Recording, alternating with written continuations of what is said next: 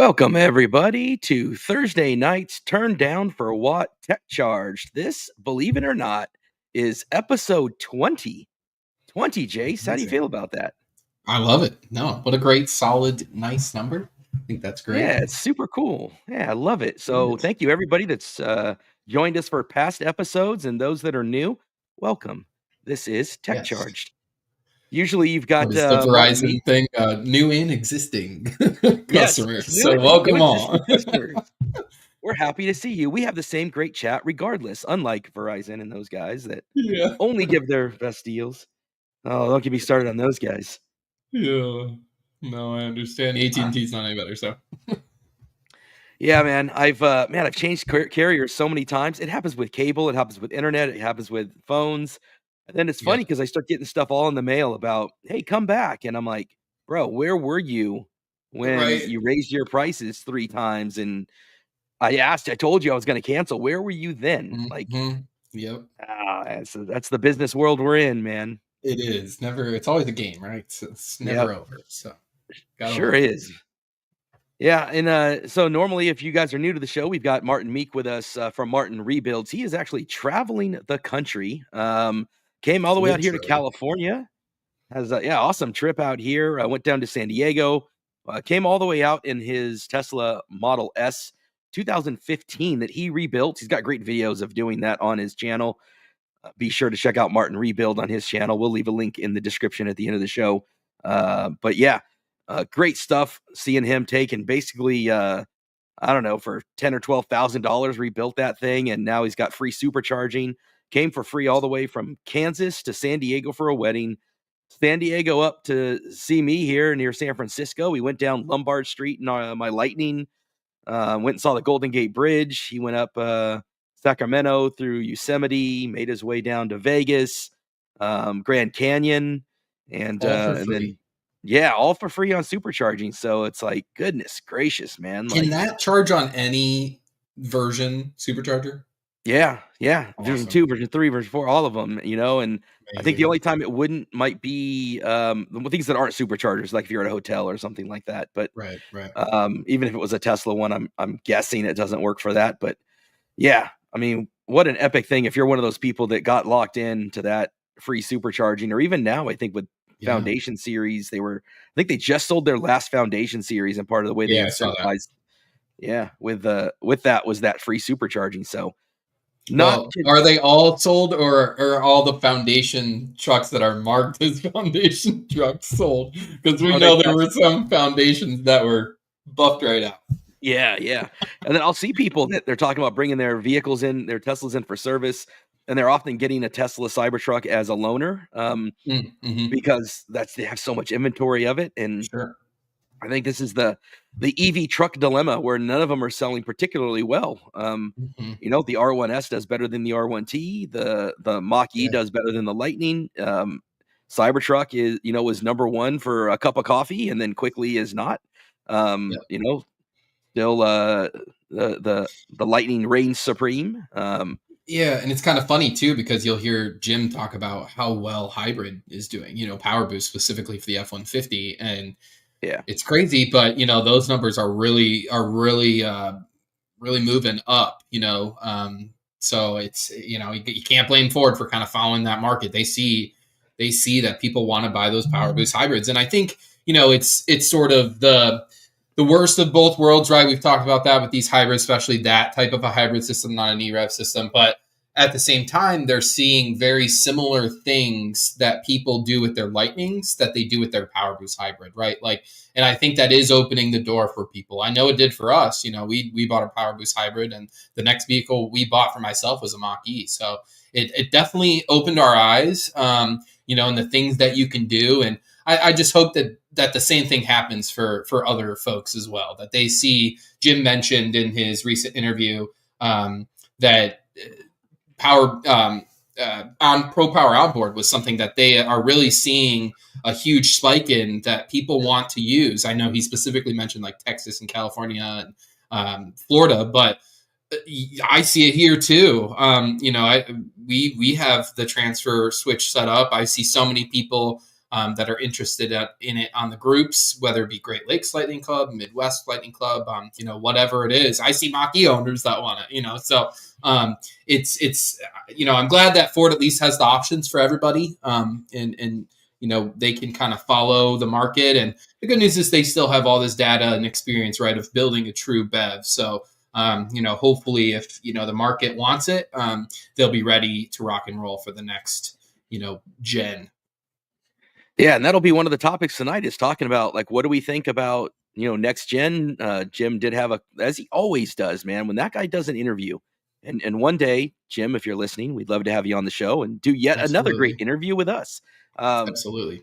He nails it every time, man. He has a couple of them that he did recently, and he's so transparent. And so, yeah, we'll talk about kind of the big, beautiful bill and what that looks like for Tesla, for Ford, for the industry writ large. We'll touch on BlueCruise 1.5 and what that looks like. That's out for Mach-E, but question mark on Lightning and question mark on previous Mach-E's. Some Ford Pro stuff that you observed. We're going to talk about that. Power Up America. Shout out to the boys, Jesse and Josh, who Yeah. Congratulations. yeah, great stuff from them on their first charging station, having the design approved and revealed, and their website up and Looks so good. going. Yeah, that's going to be a lot of fun. It's got a lot of great pull through design to it. It's got it's future proof, built in with conduit to expand beyond the initial 4 chargers that they've got in. They're using Kempower, which I'm a big fan of, and anytime you get Kempower involved or Alpatronic involved, it's such a great Yeah. improvement. Those European mines, Crazy So to yeah, think I saw my first Kempower station, like, I don't know, was it like 3 years ago now in Norway? And yeah, now they're here, and it's in back then you could just see how next level they were, and now we're bringing it here, and with Alphatronic as well. I think it's awesome. yeah. At the end of the month, I'm doing a trip out to the Netherlands and Norway. We'll be out in Norway for 7 days. That's right. Oh my gosh, I forgot about that. I'm hoping I come across some Kempowers. Or now we're on the western coast, doing a Okay. cruise up that way, so we're not like in the heart, like Oslo. I Is think that is like, the yeah, we went to Oslo. Is that like yeah. Bergen? Is that where you're gonna be near? Yeah, I can't pronounce the names or even know the names. I know we Yeah. got a bunch of stops. So, we're gonna see the fjords. There's a couple Yeah. of they're typically smaller towns. I'm gonna see if William from Roanoke, Norway, can Heck yeah. meet Yeah. me out for at least one of those stops. But it's again, they're not really in the heart of the city where he's at. But Yeah. he might be able to meet up at one point. So I Definitely mean, message the Ford Norway folks too. I'll be yeah, happy to put in a message for you as well. They are such kind people. I think most of them are in Oslo as well, but it can't hurt to ask. So they yeah. seriously some of the nicest people I've ever met. I'll take you up on that offer. Like I would love to see what is it, the Puma that's out there, and Yeah, or a Lightning that has the charge port door on the other Explorer. side. Yeah, Explorer. Yeah, one of those EVs that you can't see in the US. I'm hoping I stumble across a couple of those. So I saw an Ice Silverado was one of my first vehicles that I was there, and I was like, "What the heck is this?" They look so big. It's funny. yeah, that's great, man. Yeah. So yeah, lots of cool stuff going on. I think I'll kick off talking about something I posted today, which was you talk about road trips. I took my Lightning across from Tennessee. There's a huge video series I've got, Charging Across America. If you guys haven't seen it, check out Bow Family EV, and I go all the way from Franklin charging. Go visit Martin Meek, and we see Salina. We go and we see our guy Tim Bartz, and then we visit out of spec. It was really cool the time that Kyle Connor spent showing us around the hub there. I know they've recently moved to North Carolina, but this was before they made their move. Went and saw Ben Westby. Shout out to him, who let me camp out at the top of the mountain there at 9,000 feet, which was pretty amazing.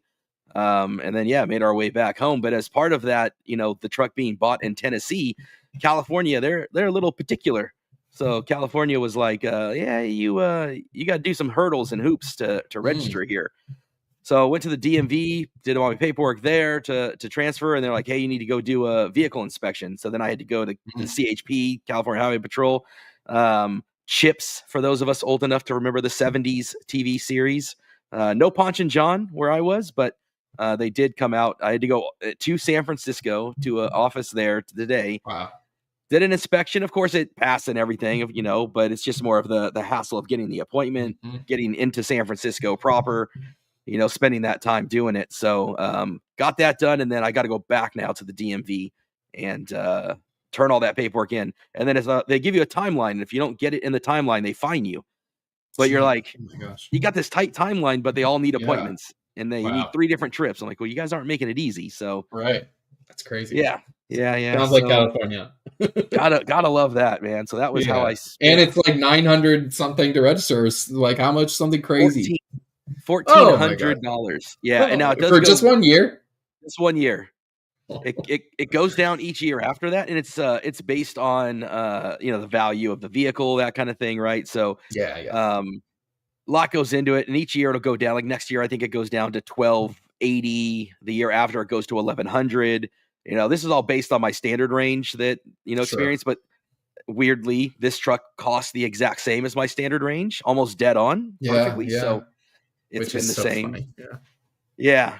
We have the same exact experience. Yeah, it's exactly the same. However, not to rub it in, our registration here in Ohio is, I believe, $60-$70 for the year. That's crazy. Yeah. And New Jersey, I know, has a strange one. Tom Malogny has talked about this, where it's not as expensive as California, but the odd one there is whatever the price was, and I can't recall. It goes for 3 years. So you prepay. We can choose to do that, but okay. I think we did 3. Yeah, and I think the odd one there is, you go and you pay for it for 3 years, and then you're if you sell it or something happens, or you get a total situation like you've gone through, you're out all that money. That's kind of the downside of leasing sometimes, and putting money down. Yeah. If you put a bunch of money down on a lease, you risk that if something happens, you've lost it. Kind of the same thing with prepaying your registration that way. So it's just an odd. I think they do this fee in New Jersey and some other places that cost extra for the EV because you don't pay the gas tax, but you're paying, again, that tax in advance before you even used it. Absolutely. So, in Ohio, it's funny. They have the EV tax. However, the F-150 is not included because the VINs register as an F-150. So it registers as an ICE vehicle. So Mach-E, Tesla model, whatever, any EV, it's a $200 yearly registration fee. But for some reason, and I've seen this happen, other people have said the same thing. If you put into the government or insurance, sometimes it'll pop up as just like a regular F-150. It doesn't pop up as an EV F1, BEV F-150. So we somehow are able to circumvent that $200 a year, which is why we've done actually multiple years each time, just in case somebody just catches on and figures it out. But it was funny. We did 2 years on my truck, and was it 2 years or 3 years? 3 years, I think. And I was just coming up on the 3 years. So I didn't waste any money. It was like 1 month, and just hopped right into my new one. And it was a quick turnaround because I had my vanity plate. So I had to kind of jump through some hoops to get it done real quick. But it's funny how those things work. It is funny how it still confuses people, because when they transferred the stuff from Tennessee to California, in one area it's listed under gas F-150, somewhere on another form it's listed as electric, and then because of the weight, it's actually also listed as commercial.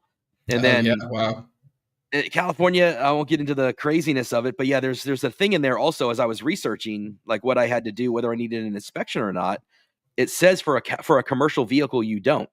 And yet I'm listed as a commercial vehicle. It's not a commercial vehicle in that it's not owned by a company, but it does have commercial registration and plates, which technically I should not have to have the inspection. Yet they still require it. So it's like the DMV is still trying to figure out how to handle something. And I think it makes it even more complicated that there's an entire lineup of F-150s existing in systems. They enter them wrong. Maybe, who knows what happens, but I'm interested for my next visit to the DMV to see how it all pans out, Yeah, should be interesting. Yeah. Well, hopefully good luck and it all works out for you. Speaking of the F-150 and commercial, you came across something interesting with Ford Pro. As always, we have to kind of read the tea leaves and try to imagine what it is that we're seeing. There's a couple topics today we'll touch on with that, but the first one is some Pro battery and pricing, some things that we haven't seen on the website. Tell us about what you saw. Yeah, so somebody had tweeted this week that they all of a sudden saw the F-150 Lightning Pro popping back up on the configurator, so to start from the very beginning, for folks that don't know, obviously the Pro launched, at what, 39 or 1,000 or 35, whatever, 36, whatever it was. And they actually, to Ford's credit, did sell a few at that price. I don't think very many, but they did sell a few, so that was great. But it has since obviously come up drastically in price. And in 20, I believe it was the switch over from 23 to 24. Ford basically decided to take all Ford F-150 Lightning Pros and make them fleet only. So what that means is I think the minimum is like a 5. You have to have like a fleet license through Ford, and you have to order a minimum of 5. Now, that doesn't mean they weren't impossible to find, because there were people who they were a little bit harder in 2024, but you could still find them where people like canceled their orders and dealers would sell them to get rid of them. So before there's 2024 and beyond, we saw if you were to come here on the build and price as a normal, non-fleet customer, you would have just seen XLT, Flash, Lariat, Platinum. Pro was not available, only for fleet. Like I said, buying like 5 or more. That seemingly has changed. Not really a shocker, because with the tax credit going away and things happening, and just market or the market not really responding super well to EV trucks. I think Ford just had to sell them in any way that they can, right? So so we've seen Ford pop up, or the Pro pop up on the build and price, and so I kind of tweeted that out right away when that person saw it, and it's very interesting. If you kind of drill down there, what we kind of learned even more was we don't see the 98 kilowatt hour option. We only see the 123 and the 131. So interesting, right? Yes, very. And it is interesting too that Ford has chosen, at least for now, and this may change, but that Ford has chosen to still call this 123 kilowatt hour battery the extended range battery. I think it's a little confusing. I think it needs, like, I don't know, some different terminology, and this all kind of goes into where are we going from here. It doesn't really make sense that the XLT still keeps the 98 kilowatt hour, the typical standard range battery. So what's happening here? I don't really know. I don't think anybody does yet. Ford, I know there's probably some information forthcoming at some point. That's typically the case. But it should be very interesting. I don't think the pricing is right too. I will say, I think the pricing is not quite correct. But I love the thought of, like I tweeted this out. I love the thought of getting rid of the 98 kilowatt hour battery and having every Lightning have 500 plus horsepower, every Lightning have 300 miles plus of range, and it's a simplified, sort of, options for people. So, very, very interesting to see. I don't really see any different changes other than that. And like I said, I think this is kind of subject to change. For folks who are new to Ford, this is kind of very standard. The build and price launches, and there's usually some bugs and stuff that they fix and get dialed in. As most folks know, if you've ordered a Ford, you don't necessarily, sometimes when they're in inventory, but you don't necessarily always build your vehicle here. Yes, you do, but you go through the next steps with the dealer to really drill it down and make sure that everything is right, and then the dealer would go ahead and submit that order. So the building price having some errors is not really a big deal. Like I said, they're usually pretty quick to fix them, but also the dealer really kind of would make sure that everything is correct before the order is submitted. So, and then of course the fun thing is that then looking forward into later this year, early next year, you might end up with some trucks on dealer lots that have been ordered and canceled, or they've been ordered for inventory, or whatever that looks like. And now you've got the whole thing that you kind of had to do this year with the Flash, which is, which one is this? Is this job 1? Is this job 2? Is this the 98? Is this the 123? Is this the 131? You still got to make sure, does it have Pro Power or not? I will guess, I'm just going to guess that you will probably not have many options if you find one on the lot. What I mean by that is probably the vast majority are going to be the 123. It's not going to be the 131 with the dual onboard charging option. And I believe when you option the extended range and you option the dual onboard, you also get the 9.6 kilowatt Pro Power onboard. I think it's included. Interesting. Let's click on that. Let's see if it says like it. It's got the. So say the show more there. Show more here. Should Pro Power. Yes, there requires, you go. You called yes. Yep, with the Max trailer. So they're doing the same thing basically that they did starting last year, where if you get the Pro Power onboard, the 9.6 upgrade, you automatically get the max trailer tow package as well. It's a one fur package. It's so crazy to see that. That was kind of my dream spec when it was originally launched. Was I wanted the, the unattainable unicorn of the Ford Pro with the onboard 9.6 with the 20-inch wheels from the Lariat, which I think are the best Yeah, wheels. it's nice. Although I don't that new mind the one, black I was new just gonna ones say that. either. I know. Yeah, those are nice too. Those are great. Totally. Yeah, I So, think. and Yep. what I Go think ahead. is really what I think is really nice about this is, as you see up right up above that, is 580 with the 775 torque, and then this 123 I believe is like 556 or something, but with the same 775 pound-feet of torque. The standard range, as you know, Chris, was similar. It's had the same exact pound-feet of torque, 775, but it was like 446 horsepower. So Right. this kind of meets them in the middle a little bit. And obviously, we would know without that extra module, you'd have a little bit higher payload as well. So, I think 300 is a really nice sweet spot. Like I said, I'd kind of love to see the 98 go away. Or, and I've kind of tweeted about this as well. There's so many layers to this. Maybe we see the 98 become an LFP pack option. Maybe the 123 becomes an LFP pack. We know that Ford needs to first get those LFP plants up and running.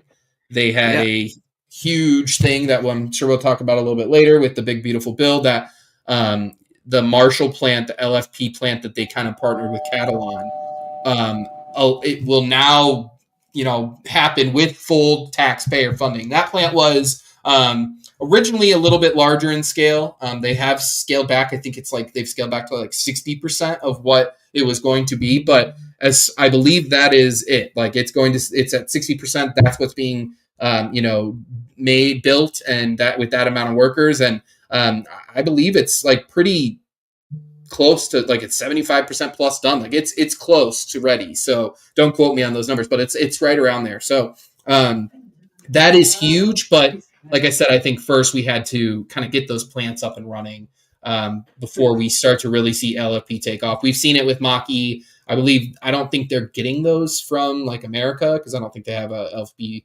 plant up and running. I could be wrong on that, but like I said, we have seen Mach-E kind of get that LFP pack. I think we'll see Lightning probably get it as well. Man, I would, Ford team, if you're listening, let's connect and let's get some of these details straight, because we'll talk a little bit about some questions with BlueCruise 1.5. We got questions here with the Pro. Definitely questions about LFP. I don't even know if Ford knows all of them yet. I mean, they're so big. They have such ability to flex and pivot. I get the sense that they have contingency plan on contingency plan. Yeah. And this was a big one. This was a huge one. Oh, yeah. This week particularly, I think a lot of questions were answered. So now that if they can get that LFP plant up and running, it's right there in Michigan. You can, be ready for your skunkworks vehicles. Like I said, maybe Lightning. It opens up the door to a lot more things. And it's a controversial plant. There's no doubt. I don't know if people know a lot about it, but it was sort of a partnership with cattle that CATL that sort of was behind the back door, so to speak. It's like, it was a way to sort of get around the laws that we have. But in my opinion, it was a brilliant move by Ford. CATL is like the lead manufacturer in the world for these things. And so they needed to partner with somebody. They needed to do it. And I think they did it in the right way. So. Yeah, and Matt pointed out LFP packs are great for fleet customers because they don't want to think about charging. They can plug it into 100%. It's more resilient. Yep. You get away, I shouldn't say you get away from the fire risk, but you reduce the risk, which is already, by the way, very low to begin with. Right. But, it's sometimes if you're trying, with my 9 to 5, I know what it's like to go through a giant juggernaut of a company when you're doing fleet or government. You're trying to fight already to get an EV in there. Now you're trying to fight these perceptions. And if it's one more tool that allows you to be, hey, we plug it in, it goes to 100. Hey, it's got less fire risk. When you're talking to a board and you're trying to get approval for funding, you don't have the time to explain all the intricacies and fight all the FUD. You've got a very brief time to get somebody to say yes to that funding. And the more ways you can make that easier, LFP, I think, is one of those ways. Yeah, I think I see it as like a win-win for Ford and a win-win for the customer, a win-win for everybody. It's if the battery for some reason has an issue, it's cheaper to repair, cheaper to throw that module in.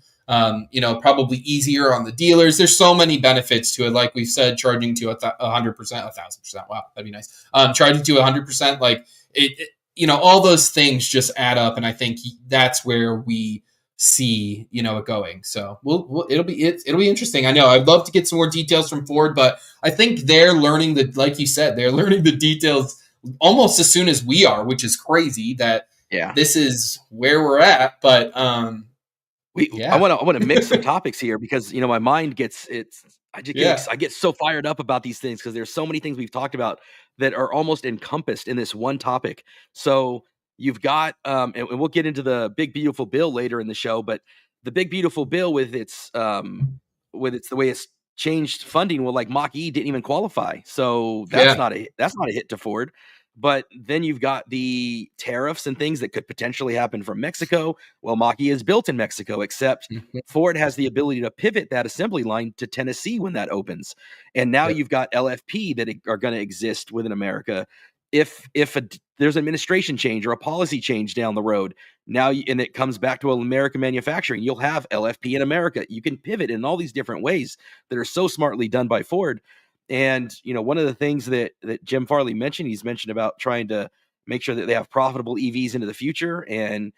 But he's talked about supply chain a lot. And supply chain is, it's a mixed bag because as great it is that Tesla is vertically integrated, and as much as that is a strength for Tesla, the inherent business model of Ford is different, and they don't have as much. They are still one of the most vertically integrated and assembled in America brands out there, different from Tesla in so many ways, but also they mention with their supply chain, like where their wire harnesses come from is overseas, where magnets. He talked specifically on one of his talks about they had a hard time getting magnets for a long time. Things for speakers. I still think they are. I still think there's. Yeah, I believe that's what I've heard last. So I completely. Yeah. It's crazy. It really is, and like you said, they can kind of pivot, and they may need to. Like there may be times where Ford has to pivot. This week, I think would have changed everything if they would not have been able to go through with that plant. At least, and Bill Ford, I think, was the one who said like the plant's coming. It doesn't, it's going to come whether we get that funding or not. We're too far along, so it's going to happen. But it's what would be fair to Ford is basically what he said is that we get that money. I mean, it's not really fair to pull it away once it's already been given. So. And I'm sure they'll try to do it through conversation first, pressure on politicians second, and ultimately through the courts if they need to. We saw with NEVI funding that there were 14 states that pushed back, and some of that funding got reinstated, but then other states that weren't part of it, there were 2 states that they didn't argue the case well enough to show cause to get it. I saw that, Other states that didn't participate in the lawsuit, and so but those politicians, how that is too. They may have been able to, but they did that political environment in that state. They had no motivation or didn't care enough to actually do it, which is a shame. But it'll be interesting to see because that blue oval was meant to be hundreds of thousands of EVs, and to your point, they've pivoted a bit towards EREV and hybrid, and now I think you could have a mix there. Does Mach-E go there? Let's see. It depends. Does a future Lightning go there? Let's see. It depends. EREV certainly will. Next gen certainly will. There's also LFP pack. They're not. I don't know if it was LFP, but you've got CATL that we've mentioned, but there was SK On in Tennessee that was building a battery plant. Yep. So there's so much still to be said. Yep. Yeah, and they've got the sodium whatever that other battery that they say is coming by 2028, 2029. So LFP it's going to be so interesting. But going kind of back to what you said too about the vertical integration, like it's funny because I think, as we know, vertical integration has many, many strengths, right? But there's also big cons and weaknesses to that, right? Like Ford can scale unlike any other auto manufacturer, particularly in the United States. Maybe GM, obviously, right up there. But those two can really pivot and change on a dime if they need to. Tesla can too, to a certain extent, but they're limited in certain ways where Ford is not, just like Ford is limited in ways that Tesla's not, right? So there's so many like layers to it. It's fascinating. I think there's so much room for everybody, right? I think, especially as we've seen, America's moving so much more slowly than we thought with infrastructure charging, with just market share in EVs and hybrids now all of a sudden seem to be what people want. So it's fascinating to see who pulls what levers, how they do it. People, GM for a while was like, oh, Mary led, they're way behind, but now look at them. So it's everything has flipped, and who knows what is going to happen. But at the end of the day, I still think Ford particularly is well positioned with their options for everybody, but also like with their Ford Credit and Ford Pro. These are things that allow Ford to be very, very flexible and carry millions and millions of dollars in debt that doesn't count against them. They want that debt. Yeah, it's interesting the different approaches and strategies. Ford with their Ford financing. My truck is under Ford financing. I have special Both of APR. ours as well. Yep. So that's And Ford definitely Credit is amazing, to be honest with you. One of the top rated companies in the United States is a separate company from Ford. And just I don't know if you've used their app and stuff. Like, it's great. If you ever call them, we had an issue with Justin's vanity plates, and we were trying to get it done. And I just finally told him, just call Ford Credit. The dealer was being wonky. I'm like, just call Ford Credit. They'll take care of you. It's literally within like 5 minutes. Ford Credit's like, yep, we'll send you this. But they're just Ford Credit really is that good. So it's fascinating, like you said, the juxtaposition and the choices that all these companies make. Ford, in particular, has obviously decided on, especially on the EV side, that they want to, customer experience is big, and they want to invest in that, and they're still investing in that. Coming to Electrify Expo, coming to wherever else. So it's fascinating. It really is. Yeah, and I'm trying to bring up you were talking about it here, and the iPhone, God bless them, it can link, but then it wants my face, but then it wants it to be locked, but all this other stuff. But yeah, I do have the Ford Credit app. It was one of the cool things that when I saw it, I was like, oh, that's really cool. That's an awesome feature to be able to have. So yeah, I thought that was you can just pay for it right on your phone, link your bank account, that kind of thing. It links your garage, so like all of your, if you have your a lease, it'll show you how much mileage, and if you're still good, or if you're going over your mileage, it has a cool like calculator that it'll show you, how much mileage you're averaging. They've done a really great job. For some reason, I am struggling to share my screen, but it's I don't know why. Yeah, I was gonna share the thing, but it is for some reason not letting me. Oh well.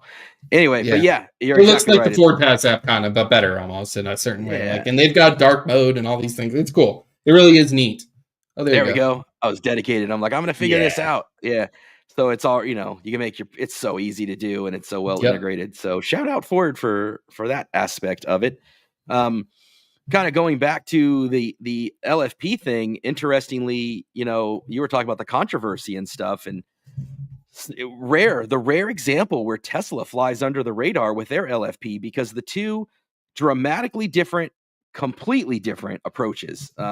Tesla has LFP primarily for now being used for energy storage for their I shouldn't say they have LFP. They are working on their also at a very similar timeline. Their LFP component of manufacturing up here in Nevada, and Yep. they are going to be primarily used for energy storage, mega packs, power walls, not for cars. Totally different strategy. They bought older CATL still equipment, brought it in. This is previous generation equipment, and they're going to be manufacturing. I don't quote me on this one. I want to say 4680s, but I could be wrong. But it's the cylindrical cells, that much for sure.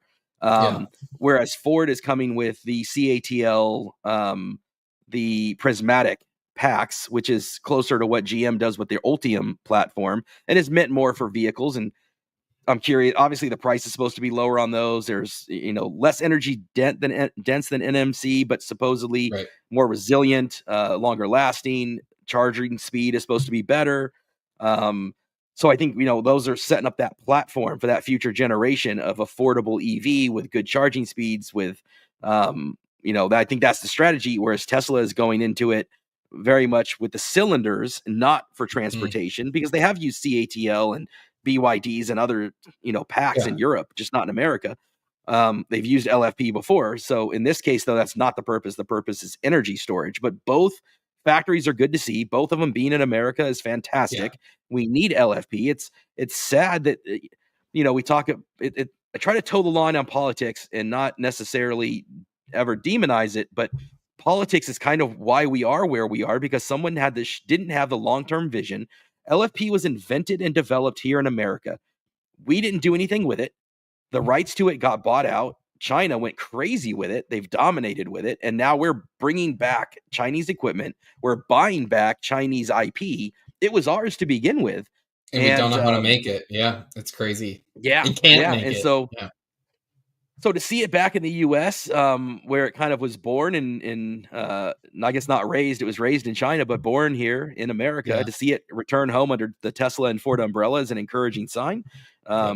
even if that is with a license from CATL. But Tesla went largely under the radar with their CATL agreement, whereas Ford has their own equipment, their own staff, their own crew. They're just literally licensing the same way we'd license from StreamYard or license from anything else, right? You're buying the rights to that intellectual property. Chinese manufacturing folks will come in and train the Ford team.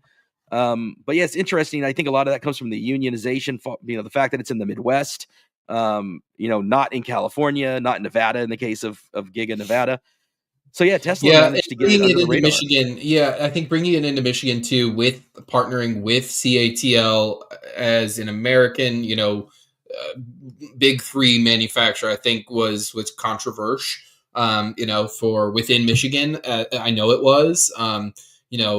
So it's fascinating. There's a lot that go into it, but I agree. I think it's huge that we're getting this up and running. It's fascinating to me. I haven't heard anything from GM about LFP. Yeah. Nothing that I've seen, at least. So No, neither have I. usually they're kind of in lockstep, usually like we saw with GM, the sodium, whatever battery that was, Ford released the headlines, like, and then 2 weeks later, GM literally GM. had like the same exact headline Yeah.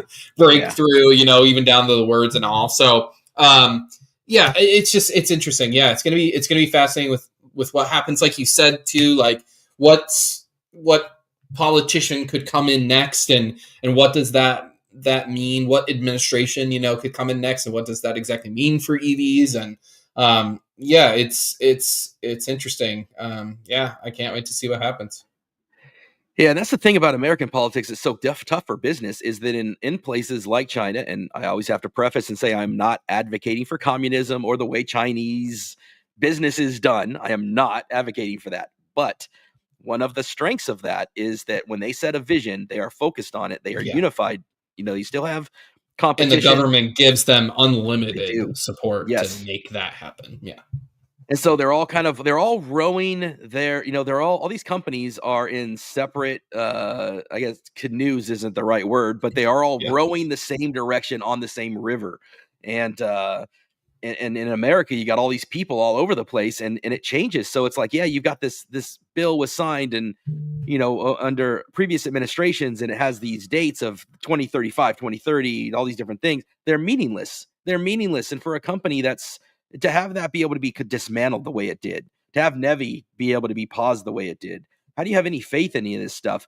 And it works both yeah, ways. And then you can have midterm elections where that changes. You can have the next elections where that yeah. changes. And we saw it with the tariffs too, right? I mean, Oh yeah, wake up. Ford, What's the I'm tariff sure, say? was I don't having know. these. Yeah, like Ford's having these monumental, like huge conversations in these boardrooms, I'm sure, and it could all change in a moment. I mean, it's just I can't imagine the confusion, and like you said, that doesn't inspire confidence for anyone to invest or do business here. It's there's got to be a better way than the discombobulation that we have, right? I get Doge, and I do get these things, but I think there has to be a better way to go about it, right? Josh Turner, shout out, joining us talking about Nevi. You missed our opening, Josh. Welcome to the show. We did Yeah, shout out, by the way, Power Up America and your new website and launching your first station. And yeah, so shout out to you and Jesse for that accomplishment. Video is up and the chat is up on the Turn Down for What podcast page on YouTube, and also Power Up America page on X. The website is up. We've got all kinds of cool stuff there. So make sure you guys check that out. Love that. Great job, Nevi guys. is funny because we, as in Ohio, we're one of the first states to actually the first state to get our Nevi funding and use it and install a station. We were, I believe, Smartly the done. first state to install a station. Yeah, and there were pros and cons. I will say, when I went to all like the meetings when they were talking about it, and they were just about to start putting stations in, and there were, like I said, pros and cons to that, only because they were first, which meant a lot of them were 200 amp cables. And, there were a lot of these, that when I asked them, it was like 3 days, after Ford had said they were, going to get the NACS adapters and join the Tesla Supercharger network. And I said, what is your guys' plan for NACS? And they were just like, we're CCS. Like, we don't have a plan yet. We have to go CCS. Like, we're our suppliers, blah, blah, blah. We're all steam ahead with CCS. And so that pros and cons, I think. But now, I mean, who could have predicted that Nevi funds would be frozen like this? So maybe now it was a good thing and smart, like you said. But I'm curious where they're at, because being one of the, if not the first state, where are they now with the frozen Nevi funds? I believe like phase 1 was almost complete. So we may have basically our whole phase 1 complete, and other states don't even have a single station in. That's crazy. Yeah, and then Kentucky, where they've opened up, or they are building, I should say, their first charging site with Power Up America. They were one that got their funding approved and all in right under the kind of the radar there before everything changed. So that's why Josh and Jesse have been able to move forward there. They're looking at alternatives. Looks like Josh is saying Ohio, Kentucky did the most for the East Coast. So great for them in that opportunity. But Tennessee, where they've got a bunch of approvals, is still this big question mark. And, we don't know what's going to happen with those in some other states. I think Florida, and Florida is one of those states where they could just be like, we don't need your government funding and, blah, blah, blah. I'm like, why are you turning away free money? What are you doing, DeSantis? Come on. Like, let's get some stuff in the ground. And so be curious to see kind of how that goes. Anthony here talking about big surprises with Nevi. And Washington State never even completed their first round of RFPs. I mean, that's shocking for Washington State, right? They're a big early adopter usually. Yeah. So to know that those had been kind of dragging their feet there, I'm surprised to hear that, Anthony. That's crazy. And then Josh just mentioning that doesn't think that those states will thrive as much. Probably North Carolina. That's another big one, man. North Carolina, it is the heart of EV. That's where Out of Spec moved to North Carolina. You got Chempower. Alpatronic is in North Carolina. They have the whole triangle, the university triangle with Duke in North Carolina, and there's a third university there I'm not remembering at the moment. Georgia never got a single site obligated. Shocking. Those are 3 big states that I know Power Up America was involved with, and it changes the entire dynamic of all the investment and the plans and the stuff and it's not just Josh and Jesse, it's the contractors that were going to build those sites. It's the suppliers. The suppliers, right. Yeah. Chempower, Alpatronic, Lincoln, these people that came into the US built their manufacturing around this promise and this idea. And these are American jobs, American energy. I really hope this turns the corner and gets away from the politics and focuses on and I've always said this about my own solar panels, it's the energy independence. Not to get too far afield here, but California has 2 oil plants. One of them is down in Southern California near Los Angeles. One of them's here in the Bay Area. Both of them in the next year or 2 are going to shut down and leave because of different regulations and different environmental requirements, and they've just decided they can't do business. Going back to when I was a kid, we used to have like 30-something oil refineries in California. And because of different legislation, we are down to like 9. And pretty soon it's going to be down to 7.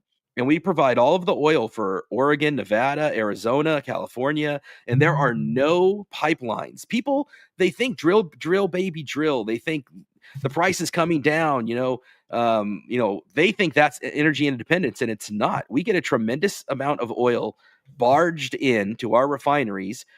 People don't realize that a lot of the oil that we pump is not used for transportation, that we built up our Mhm. manufacturing and our refineries over the years for foreign oil, and the level of crude that comes from foreign entities versus what's drilled for in America is different. Now that oil still is great for all the stuff, the roads, your makeup, not my makeup, not your makeup, maybe your makeup. I don't know. I'm not here to judge. But Yeah. whoever, right? It's in My makeup. paint. It's your paint, right? It's in our Yeah. cars. It's in pills. It's in oil is in everything. There's a Yeah. whole big diatribe on, I can't remember the name of that show now that I love so much, but with Billy Bob Thornton, he does an amazing talk about it. But so a lot of our oil people think goes for that, and it doesn't. We're buying a tremendous amount of foreign oil. It's going to get far worse. The price in California is going to go far higher. There's other complicated reasons with taxes and summer blends and all this other nonsense we Sure. do out Yeah. here that makes it tough. But it's not just going to affect us; it's going to affect the entire West Coast, and that pain is coming. And my argument has always been, when it comes to this stuff, um, that oil is precious, and if you're going to do something with oil, stop burning it. If you're going to make Mhm. a plastic panel, if you're going to make a road, all that can be dug up, all that can be recycled, it can be remanufactured. Even if you say that a lot of that doesn't exist today, the ability to do that at some point and to innovate that, to make it exist, there is that possibility. There is nothing I can do once I've burned it. Why Yeah. are we burning oil for energy? Why are we burning it for transport when we don't need to? If you want to tell me heavy equipment needs it, airplanes need it, shipping needs it, fine. What doesn't need it is the day-to-day commuting, the all the people that own single family homes that have charging at home. We're sitting at 8, 10%, whatever it is. Easily there's 30%. So look, 100%, maybe not in the next 10 Yeah. years, but I'm not arguing for that. Where is that gap of we can go, 5 times what we're doing today without even a question mark.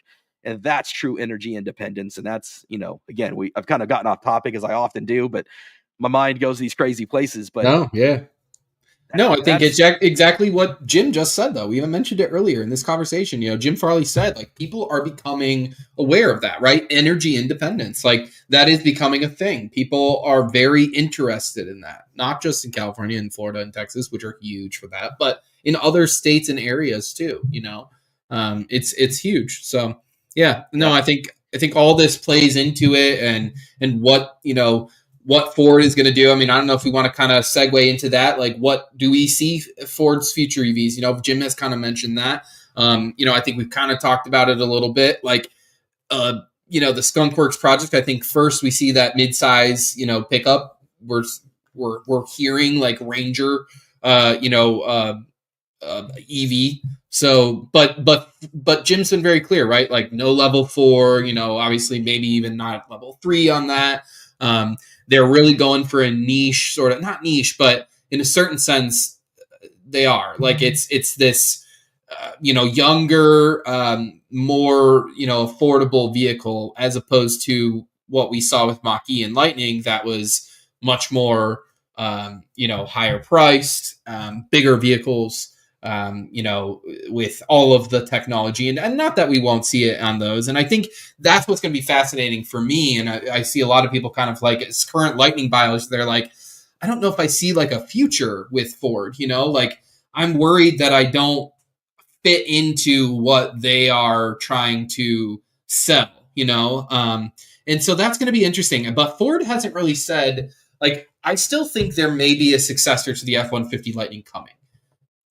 The scale of that, and the amount that they build might not be as high per se as Skunk Works, but I don't necessarily think that Ford is saying no to expensive EVs. I think they're just wanting to focus more on the inexpensive EVs. And that may sort of come at the sacrifice of the more bigger, expensive EVs, but I don't necessarily think Ford's not going to be ready and not going to have something there. But it'll be interesting. And I think, as Jim has said, and he said in his recent interview, it depends what the market wants. It's all about what are people willing to buy, not just a little bit, but a lot of it, and what are people, what can Ford make the most money on, frankly, that people are willing to buy, right? So all those questions, Ford's really smart about this stuff. They're not going to just take a swing and miss. They've got an option for everybody, and they do that for a reason. Whether us true EV nerds agree with it or not, the market is what the market is, and this is a big old country, and there's a big old thing called Middle America, and they have a certain way that they feel about EVs and about what they're willing to buy and what they're willing to not buy, more importantly. And right now, I think we see the interest is in hybrid. I think that will change, of course, but it's taking longer than I think any of us hoped or imagined. This is an intersection of a lot of great conversations, what you just said right now, because I just brought up the turn down for Watt page where we've kind of touched on some of these. So, 2025 Ford Pro, I've got my video from ACT Expo that's up. 176 views, guys. Help us out. Let's get some views on that thing. And we talked about Power Up. Only 65 views. Guys, listen to Josh and Jesse. Good stuff. Shout out to these guys. But down below that is a great conversation we had with Bearded Tesla. Yeah. And we went through and we talked to him about his experience with Robotaxi and the different strategies that you were just talking about in terms of level 4 and Jim Farley's comments on one of these things about, if you go back actually even further than his recent comments, when you go back to one of their earnings call, they made clear that they feel really comfortable with their Skunkworks team and they feel really good about level like eyes off freeway driving. In-house. Yeah, I would say a 2.5 to 3. Yep. So he talked a lot about that. And it was clear that BlueCruise and we can touch on that, all these topics, right? They just released BlueCruise 1.5 that's got automatic lane changing. Why don't we just real quick before we jump into Robotaxi, let's talk, because BlueCruise is a quick one. So as we saw, like Chris mentioned, BlueCruise 1.5. Now, we haven't heard a lot from Ford on this, which they're kind of cagey about BlueCruise in general. I don't really know why. I don't know. It's a funny thing, but long story short, the 2025 Mach-E is coming with BlueCruise 1.5. 1.5 does enable automatic lane change. So, instead of you having to tap your blinker, it will automatically do it for you. It's one of those things. I never thought I'd use the lane change much in BlueCruise, and now that I have it, I use it almost every time I change lanes. So I feel like automatic lane change, I have similar feelings about. Like I'm like, I don't know if I really want that, but once I have it and in practice, I'm sure I'll appreciate having it. But I do kind of like to be in charge of my lane changes, which is why I kind of like what I have now, where I still decide to engage the blinker or not. So.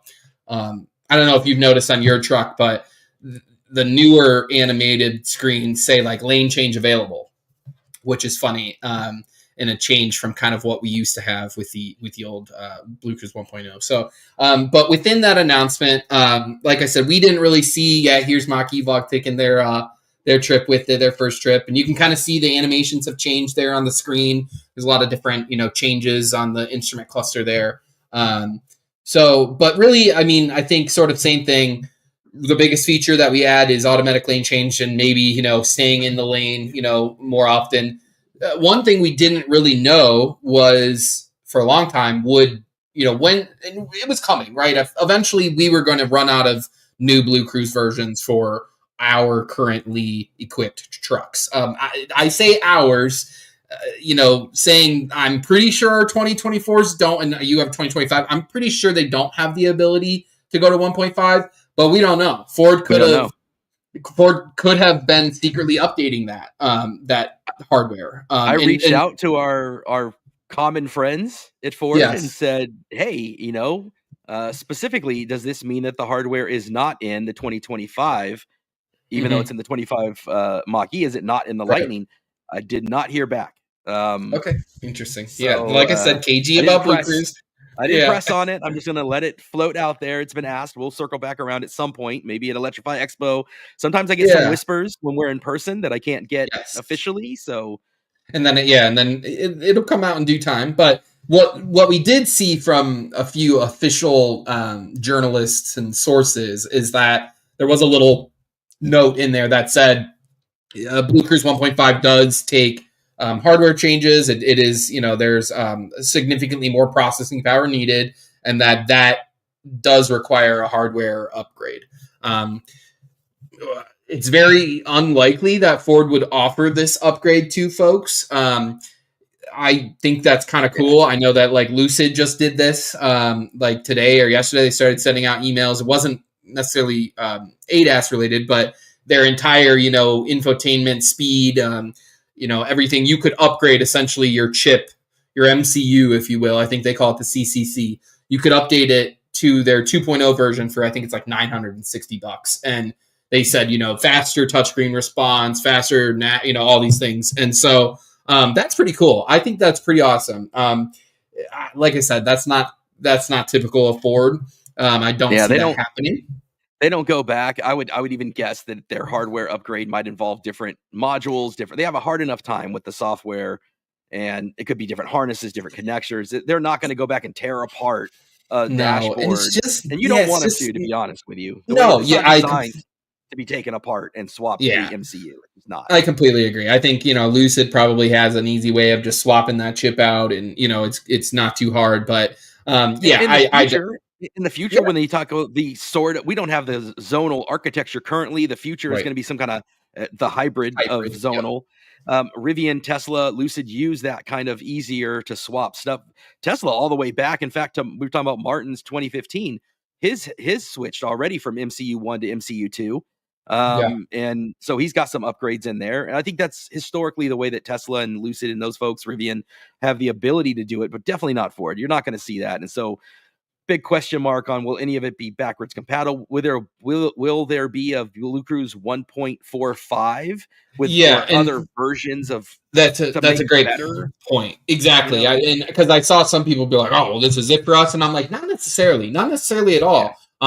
We could see it split off. Now, the naming scheme kind of tells me maybe that's not necessarily what's going to happen, but we don't know. We really don't know. We could now go into 1.4.1, 1.4.2. So, and then they move on with 1.5, 1.6, and so on and so forth. So, and then remember, we have eyes off coming at some point. Mr. Farley has said that many times. It was aiming for 2026. Is that still the case? Who knows? But what would that be called? Is that BlueCruise 2.0? I don't know. And what hardware does that require? We don't know. So, all fascinating. Shout out to Anthony talking about, Farley said the money play in EVs is the volume market, like Model 3 and Model Y, 250K units per year. Model T. Specifically what he said, Yeah. It's that volume that you have to hit. And that's the volume they were hoping Lightning would hit, and it just never did.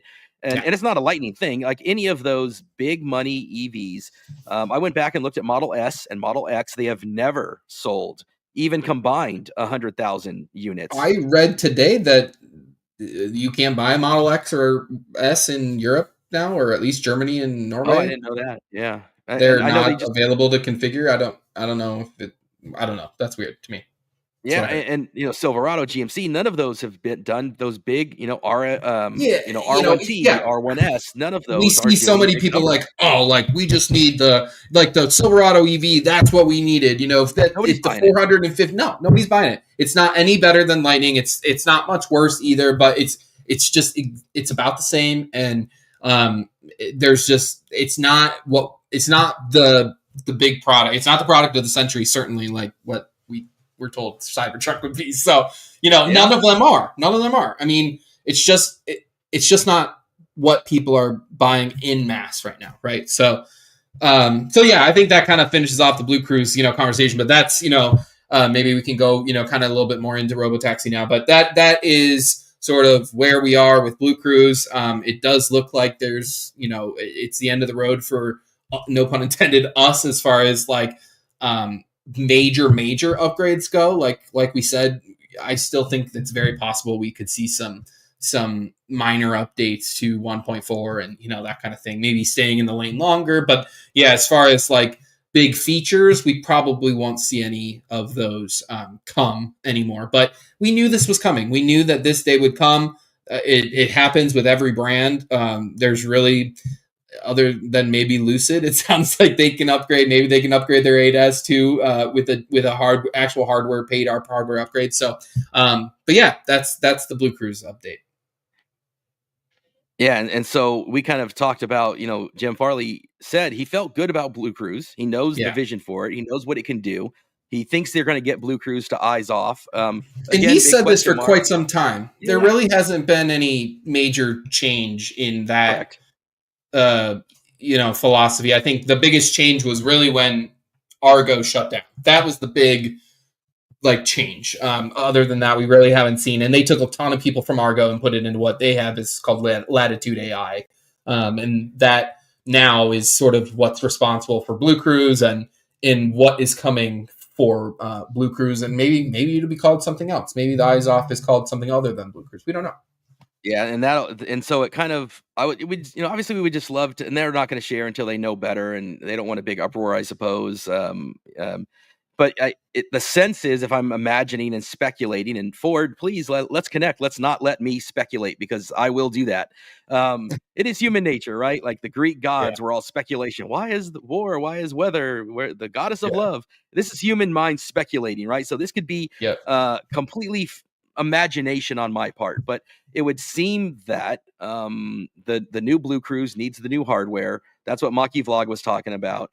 And that going forward to what Jim was saying, as far as eventually that team being able to develop Eyes Off Highway, I don't know that that will happen for the older Makis or for the older Lightnings. I don't know that it won't, but if it can't even Yeah. lane change on its own, we may not have the possibility with our current hardware to get the processing speed necessary to analyze and have eyes off. That may not. And again, like my mind, it goes so fast. So I'm going to try to I'm trying to get my focused thoughts here. But that would also then imply, though, that if eyes off is at some point coming, that they are still working on many future iterations of EV. Is eyes off not going to be meant for the Lightning? Is that going to be focused on the pro market? He talked about very much for level 4 autonomy, which gets us into the Robotaxi thing that we were talking to Bearded Tesla about, that this is very much talking about a partnership. And then came out his comments where he said, hey, he thought LiDAR was fundamental and essential to the Ford solution. So I had always hoped that there would be another Ford Tesla collaboration. And we talked to Justin about what it was like, the difference. I have a lot of Waymo up here with Josh. We saw a bunch of Waymos up here in San Francisco. A fundamentally different approach to it. In China, they use a lot of radar and LiDAR. Ford has radar in their trucks now, but no LiDAR. Obviously has cameras, but they very And I think clearly, the yeah, cameras will change. I think what you just brought, yeah, we're not talking a hardware upgrade just for the ADAS. We're talking also a hardware upgrade to see you better, right? So we're yeah, maybe a true dedicated camera, such sort of like Tesla has, where it truly watches you. Ford has that as well, but it's sort of a mix between the iris scanner and the camera, and they kind of use those in conjunction. But I would think that we would need, an upgrade there too for eyes off to really be watching even more and making sure that But as Jim has said, sort of like he sees eyes off as the sort of uh, starting point of getting time back, and that's very important because time is money. So if you can offer customers time back on their drive, they might be more willing to pay, more of a premium if you can truly do and deliver eyes off. So yeah. And then just kind of the mention, Greg. And again, I'll speculate because that's as I am wont to do. Just asking, hey, will Ford work with a company maybe like Comma AI and help update all the older model Lightnings? My sense would be no. yet another approach, right? A different Yeah, approach there another, too. yep. And Brandon Flash has a great video about Comma AI and using it Mhm. with the Lightning, and he talks about how it is it has this extra capability that BlueCruise doesn't have, but it is not reliable anywhere near FSD. It lies somewhere in the space, and it will continue to get better, but it lies somewhere in that space between BlueCruise and FSD. Certainly has some extra features and some other components to it, and it comes with its own hardware, external hardware Right. that can help it. But Ford is so risk averse, Yeah. which we see it in their own software. It is hard to imagine, and you never say never. I can't speak for Ford. I don't have any Yeah. inside information here, but from all my experience with them, it's hard to imagine them going with a third party partnership and integrate it into old technology. They are a kind of, we're moving forward. They're not going to go back. I mean, they'll have little support things, bugs and fixes and things to refine what exists in the past up to a certain point. But I don't see a lot of incredible innovation coming, hardware switches, hardware add-ons. they're just not known for that type of thing. It would be a real different. Again, they just don't want the risk of it. They'd want to test it extensively. We know that even some of the little changes that Martin has made on his own have caused concern with Ford sometimes, much to Martin's frustration. And arguably, there's not a lot of risk there. These little things that. So now imagine the scale of a comma AI, right? I don't sense that that's a Ford move. Yeah, and I think this whole conversation goes into why, unpopularly, I have been very vocal that I never saw Ford as an FSD partner. I think a lot happened. First of all, with the NACS situation, I think Ford felt they got a little burned. I'm not speaking for Ford here publicly. I have no idea truly how they feel about it, but just based off of kind of what I saw, and I can't imagine that there weren't a couple times where they were like, what are we doing? Elon fired the whole team. Now, if sort of like what's going on with tariffs and all that stuff. Same sort of, vein where it's just like, oh my gosh, now, we got suckered into this, right? So, but as we've seen, that kind of, evened out. It mellowed out. Things got better. But there were some real struggles there. Remember the adapter hell? I mean, people weren't getting their adapters. Ford had turned to another supplier, against maybe, which we don't even know if that was against the original agreement. My guess is that original agreement did not have anybody but Tesla manufacturing adapters. I almost guarantee it. But I don't think they had the foresight. Changed. Yeah, so much changed before that. That same schizophrenic bipolar craziness that has led to where we are now with politics, that same personality. And I just, like you said, half the supercharger team is gone now. Who's making the adapter? Right. Who's doing the invoices? Who's getting manufacturing? That's how Ford does business. They never have, and they're 120 plus year. And neither does GM. That is not that's antithetical to how big three GMs have operated, because they've been there, done that. They've done they've been through the lawsuits. They've been through all the stuff. They don't want to do that again. And so, and they also know that they follow the market, I think more so than Tesla does, right? Tesla makes big swings, whether the market. Tesla creates the market. Ford reacts and fulfills the current market. Tesla creates a market with a vision. Absolutely. But that doesn't necessarily translate to sales, as we've seen, right? So it's or Model S or Model X, neither one of those. Or FSD in general. Falcon wing doors, FSD, right. There's a number of things that they have pioneered and are not the Model Y or the Model 3. Those things were home run grand slams. Not everything has been. In terms of scale. Exactly. Yeah, and even and the Model Y has been absolutely killer. But we're starting to see its peak, which is crazy to me. But it is happening. And that shows you that but the RAV4 is not peaking. The RAV4 is staying up there. So it's just these interesting decisions that each company goes through and makes. But to go back to the Robotaxi conversation, I never saw personally, after especially what happened with NACS, I did not see Ford partnering with Tesla on FSD, at least in the current form. I think it would take a long time for Tesla almost to prove to Ford that their product is good enough to take that risk. And I think it would have to get to the point where Tesla, I've always said that for one, you're always, as usual, you're the wise and sober voice in it. I was always rooting for the Tesla partnership because I thought it would be so much fun to see them be part of that innovation.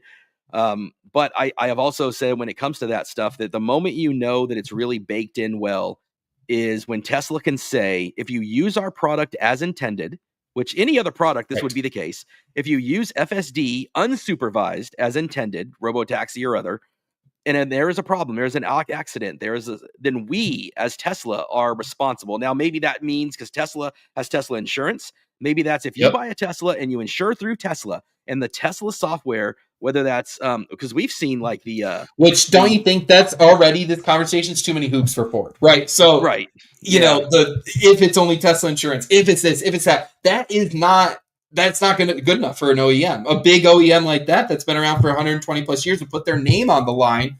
It's not good enough. Tesla doesn't even do that, which is, the idea that you can auto summons. But BYD does apparently, which is crazy. Right. Well, starting as of recently. The BYD is so they're taking liability, which is wow. I mean, I do think you need to, though. I am not going to be comfortable. Absolutely. I've seen my friend Thaddeus, who works with me, has a Tesla. I use him a lot for whenever I get a Tesla product or something that I need, I give it to Thaddeus. And I have a couple videos coming up of stuff I've given to him because I don't own a Tesla. But I've seen the auto summons, and we went to a pretty much empty parking lot to have it summons. And but I've seen videos of it cutting curbs and colliding with other cars as it pulls out. And you know who's responsible for that is you as the driver. Well, I used your auto summons as intended and it crashed and I wasn't behind the wheel. And I don't think I should be responsible for that. Even more so for Robotaxi and FSD supervised is 100% different. It Right. literally is supervised. That's part of the agreement. But when you're talking Robotaxi, to me, Tesla has to be accountable and take responsibility for that if they are truly confident in it. And they have their own insurance, their own underwriting now.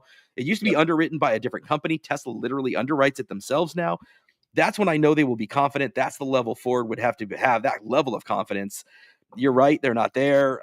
I mistakenly thought for sure that would be the path.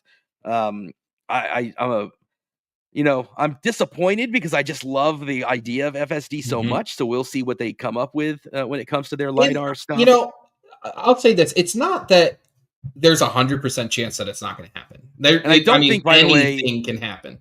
the argument got to where it was like they chose Waymo. He didn't say that. He said LiDAR needs to be integrated, and so it doesn't But mean I it's going to think be Waymo. yeah, I agree completely. But I think what it said was they have, if not chosen, they've come close to choosing a direction, not a company, but a direction. I think they think lidar slash radar slash cameras is the ultimate goal. And there's there's so many. I'm not a vision only hater. Like I'm not saying that it's not going to happen. But we're just not there yet. So maybe Ford takes that middle road approach where they go with the Waymo style, where Hybrid. it It's makes hybrid again. yeah, and Like their people are like, modules, like so much else. It's a hybrid of LiDAR cameras. I think it's going yeah, to be and somewhere in and between. people are like, well, and I forget what it's called, the sensor, like the combination of putting all the data, because you have to, like, the lidar is a sensor, the radar is a sensor, and then the camera is a sensor, and you have to like make those all talk to each other within milliseconds, even probably nanoseconds, right? So, and people are like, it's just easier to do vision, right? But we know that vision comes with certain cons, right? Certain I can't think of the word, but cons, for lack of a better word. And Ford is not willing, I don't think, to accept all of the things that vision only comes with. So it's just, yeah, and on top of it, right, the business aspect of it. So the riskiness, and in Ford's eyes, the riskiness, and just how Tesla sort of does business, and Ford just doesn't quite do business that way. So, and Yeah, then and we have Matt, to remember that Ford is not only, like, they're making a huge push with BlueCruise in their ICE vehicles. So they're not just looking for ADAS for EVs. They're looking for ADAS for their entire fleet. They're looking for ADAS, more importantly, for Ford Pro, which is a whole nother, as you mentioned, so that's a whole nother conversation right there. Tesla doesn't really have that B2B business, right? They not like Ford. Ford has the Transit, and huge businesses that buy F-350s and ambulance, all these things.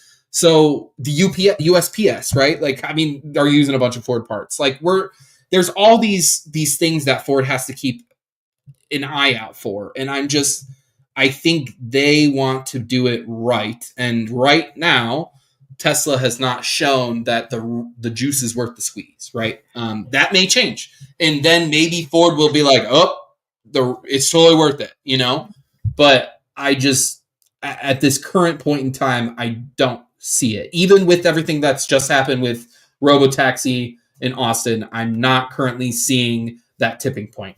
Again, that could change at any point. But I do think, like you said, Jim didn't say Ford has chosen Waymo. I agree. yes, But yep. I do believe he sort of was hinting that Ford is either close to or has chosen sort of the direction that they want to head. Yeah. And I think that is very telling. I sort of thought that's exactly what the case would be. I get the excitement, like you said. It is exciting. It's awesome. I would love to see. My dream for a long time was to see Ford and Apple partner.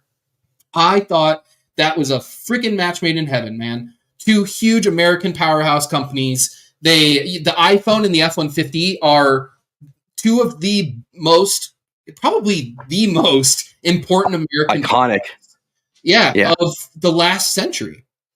It's 40 some plus years of the best selling vehicle in the United States, and then the best selling phone for the last 20 years or whatever it's been. I mean, so I would have loved to have seen that, but I don't really see that either anymore. I think Apple's kind of backed off of the car business, and so I agree. Yeah, it'll be interesting to see what happens, but I think a lot of people get clouded in the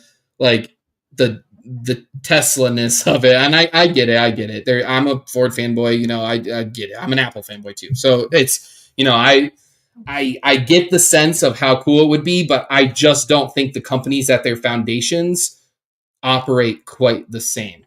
And enough so that it's not worth it for Ford right now. If things were to change and FSD became like you said, liable and all those things, yeah, totally. But I just don't see it. And I'm that guy that's got these two friends, and I love them both, and I love Ford and I love Tesla, and Tesla's playing their rock music, and Ford's over here like, get off my lawn. And I'm trying to get the two together and be like, these are too cool. You guys should meet each other. Let's go to dinner. Let's collaborate. And Elon just said they're working on trying to get Robotaxi here in California in the Bay Area, but they're trying to go through regulation, as is often the big hurdle. And then that all ultimately leads to Optimus, which I really am excited that these things are so, again, integrated, where a lot of the AI and the stuff that the thinking that it has to do, it's all connected. It all helps to Optimus. So I want to see more of it. But to Matt's point, he talks about, unfortunately, at some point, there's no benefit for a company to focus on old technology and old vehicles. You can't make everything the newest BlueCruise. But he did talk about, on the topic of LiDAR, he'd be willing to spend a little bit of extra money for the safety of LiDAR and get that extra. Some people want that. And to your point, it could be safety. It could be driving in fog. I mean, we have snow here often. I think that is important. You have fog in San Fran. Totally. Yeah, and we couldn't see the Golden Gate Bridge with Martin because the fog was so bad. We took a picture in front of the Golden Gate Bridge. It's like, believe it or not, I swear, I'm like, you guys just went to like a random field. You're lying. Yeah. So it's so to your point, Ford responds to the market, and the market, fleet and otherwise, which is a big part of their stuff, and software is a big part of their stuff. They are saying, this is what we want today. And Tesla is trying to say, no, this is what the future is. Fine, I'll let you know when I'm in the future, but for today, this is what we're selling. This is what we're providing. James chimed in and just talked about, he actually put in AI into his 23 XLT. Awesome. That is super cool. And he talked about, I think, like we said, it's better than BlueCruise in some ways, even better than Autopilot, he says, which is just great. But not quite as good as FSD. And he just talked about he's getting ready to go 1,300 miles, and he'll really get to try out AI. And so, post to that, James, talk about that. And yeah, definitely. Love to see how that kind of long road trip goes with that stuff, because that is. But if you've watched Brandon's video, man, there's so many caveats and so much to installing it. My neighbor Bill isn't going to use AI. My wife is never going to use AI. It is, No, and you're talking about $1,000 with the harness almost in, they were running a deal. So really it's probably like $1,100 and then all your time spent. And yeah, I think it's super cool. I'm glad people like Brandon are doing it. I think it's awesome, but it's not for me. It took a long time for me to do the Matrix headlights, and that was a 5-minute thing, So the older I get, the more I'm just looking for stuff that works, stuff that's stock. If I can make a quick change and make it happen, cool. But if not, BlueCruise is honestly good enough for me. We love it. It's changed our lives. We just took our longest trip with our boat that we've ever taken. Well, I shouldn't say that, but with this boat and the Lightnings, before we had the Power Boost, we took it to Sandusky. That was our old boat, Power Boost. Now we took it with the Lightning, and it's not having BlueCruise, not having ACC, that you realize how much you miss it. And that's only an 86-mile drive, we really missed BlueCruise. And I kind of delivered that feedback to the Ford team. I'm like, hey, we would really like to have at least lane keep or lane centering, I should say. It has lane keep, but I would like lane centering. And even better, I'd like BlueCruise. GM has it on Super Cruise.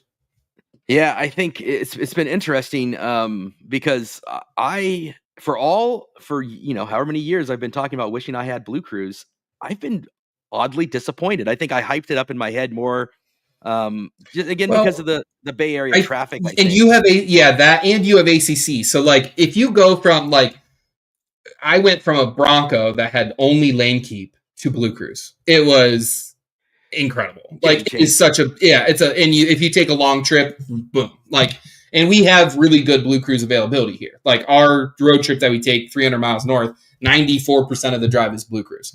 That's a game changer. But you had lane centering, so it's not that big of a jump in my opinion. If you have Lightning and Ford EVs in general have great lane centering, so like they're available on any road basically with lines. Yep. I use it all the time. Honestly, if I'm there's even points in town where like there's a curb for a while. As long as I have one line, I'm usually pretty good. And at some point, if another line pops up, like it's pretty good. But I've seen it work with just curbs and one line. And so I think BlueCruise could be better, but it's more of like, if you take the highway every single day, I would do it all day. But if you live somewhere where BlueCruise availability is kind of in and out, and you maybe you only drive 10 minutes to work, it's probably not super worth it. To pay for, especially. But we got it included in our platinum leases for 3 years, so we were like, it was perfect. We don't really have to worry about it. But shout out to you, because you had the 24. The 24 came with 3 years. The 25 only 1 year. So I'm like, oh. Yeah, that was huge, and it had a rebate on top of it, so it was like a $615 rebate. So it was like a no-brainer for us to. We love BlueCruise, so it was kind of a no-brainer for us to jump and do that. But yeah, I see what you're saying. I mean, for you, not a huge jump. I feel like because lane centering's great. So much of my commute and so much of my time is spent with enough traffic around me that the abruptness and the ability for it to constantly slam on the brakes and then super accelerate, because my traffic at 1 minute is going 15, at another minute it's a dead stop, at another minute 60 miles an hour, and then right back to 20 miles an hour again. And it's so frequently changing that BlueCruise doesn't have that ability to smoothly transition those. I once told, there's this song by Bob Seger, and again, I'm going to show my age here. I know Bob Seger, the Silver Bullet Band. Right, Bob Seger, he's got the Turn the Page song. Oh, yeah. And I'm like, that is the perfect song. That is the BlueCruise song for me. He's got a couple lyrics. Yeah, exactly. That's the song. That's the song. And he talks about, he says, on a long and lonesome highway east of Omaha, that is where BlueCruise shines. When you're on a long, lonesome highway east of Omaha, put on BlueCruise and it will be amazing. My trip across the country, amazing. 80 miles an hour, BlueCruise on, hands off, amazing. There's another line in there, and it's like when you're riding 16 hours and there's nothing there to do. Nothing much to do, yeah. Right. You just wish the trip was through. And that's a good how one. I'm driving 16 hours across, Kansas and across Colorado and Utah. And BlueCruise was amazing for that trip. But when I'm driving from here to Sacramento, here to Santa Clara, it is not amazing at all. It's not a fun experience. We're pretty lucky that we don't. Cleveland's not like a crazy traffic. Like, there's some traffic, obviously, but it's just not. It's not like California, obviously, and so it's 10 miles up the highway to the office for us, and we are so used to it to just push the button. I mean, every single time we are on the highway, we're in BlueCruise. But again, we have amazing BlueCruise availability here, so that plays a huge role into it. I've spoken to many people who are like, I got to drive like 20 minutes to get to my closest BlueCruise road. And I totally get why in that use case somebody would be like, especially if I have to pay for it. And going back to our last topic, though, that could be an opportunity for an upgrade, right? Maybe we don't see automatic lane changes. Maybe we don't see eyes. That's a great point. Availability. But there's a ton of improvements that can be made as those other future systems are improved and mapping is improved. You can see some of that backwards compatibility making it back to BlueCruise 1.4, which not even everybody has that today. But getting it to that point, and then getting some of that, Chevy Super Cruise has many more. I want to say 3 to 4 times, maybe even more than that. And they talk about it. Like, Yeah. I genuinely don't know. I think I've asked this question to them before, but I honestly can't remember the answer or if they like even answered. But as I think Ford has added some BlueCruise miles, but how many, when, Where? Yeah. where? Like, I know the map does, like, it's an interactive map, and I know it updates, but like, and we, like I said, we have very good availability here, so there's really not much to add. So I wouldn't really know.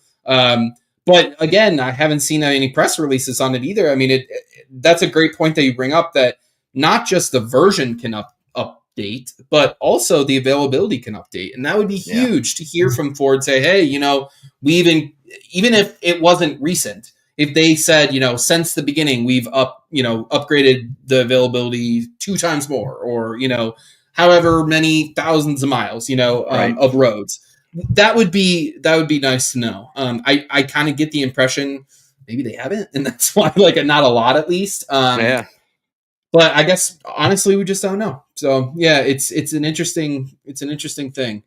And then Matt mentions he hasn't used FSD, but kind of like we were talking about, that BlueCruise is useful for him when he's driving around town. Not when he's driving around town in shorter drives, but for the 2-hour long highway drives. That's exactly. And I think Bob Seger drives. Yeah. Oh man, you got that song in my head now. I love Bob Seger. My dad was a huge Bob Seger fan. So, and I'm from Michigan, so it was very, very perfect tie-in, right? Yeah. So, but I think Matt is right on the money. That, in my opinion, and I know that I can be sort of a pessimist. I like to call it realist.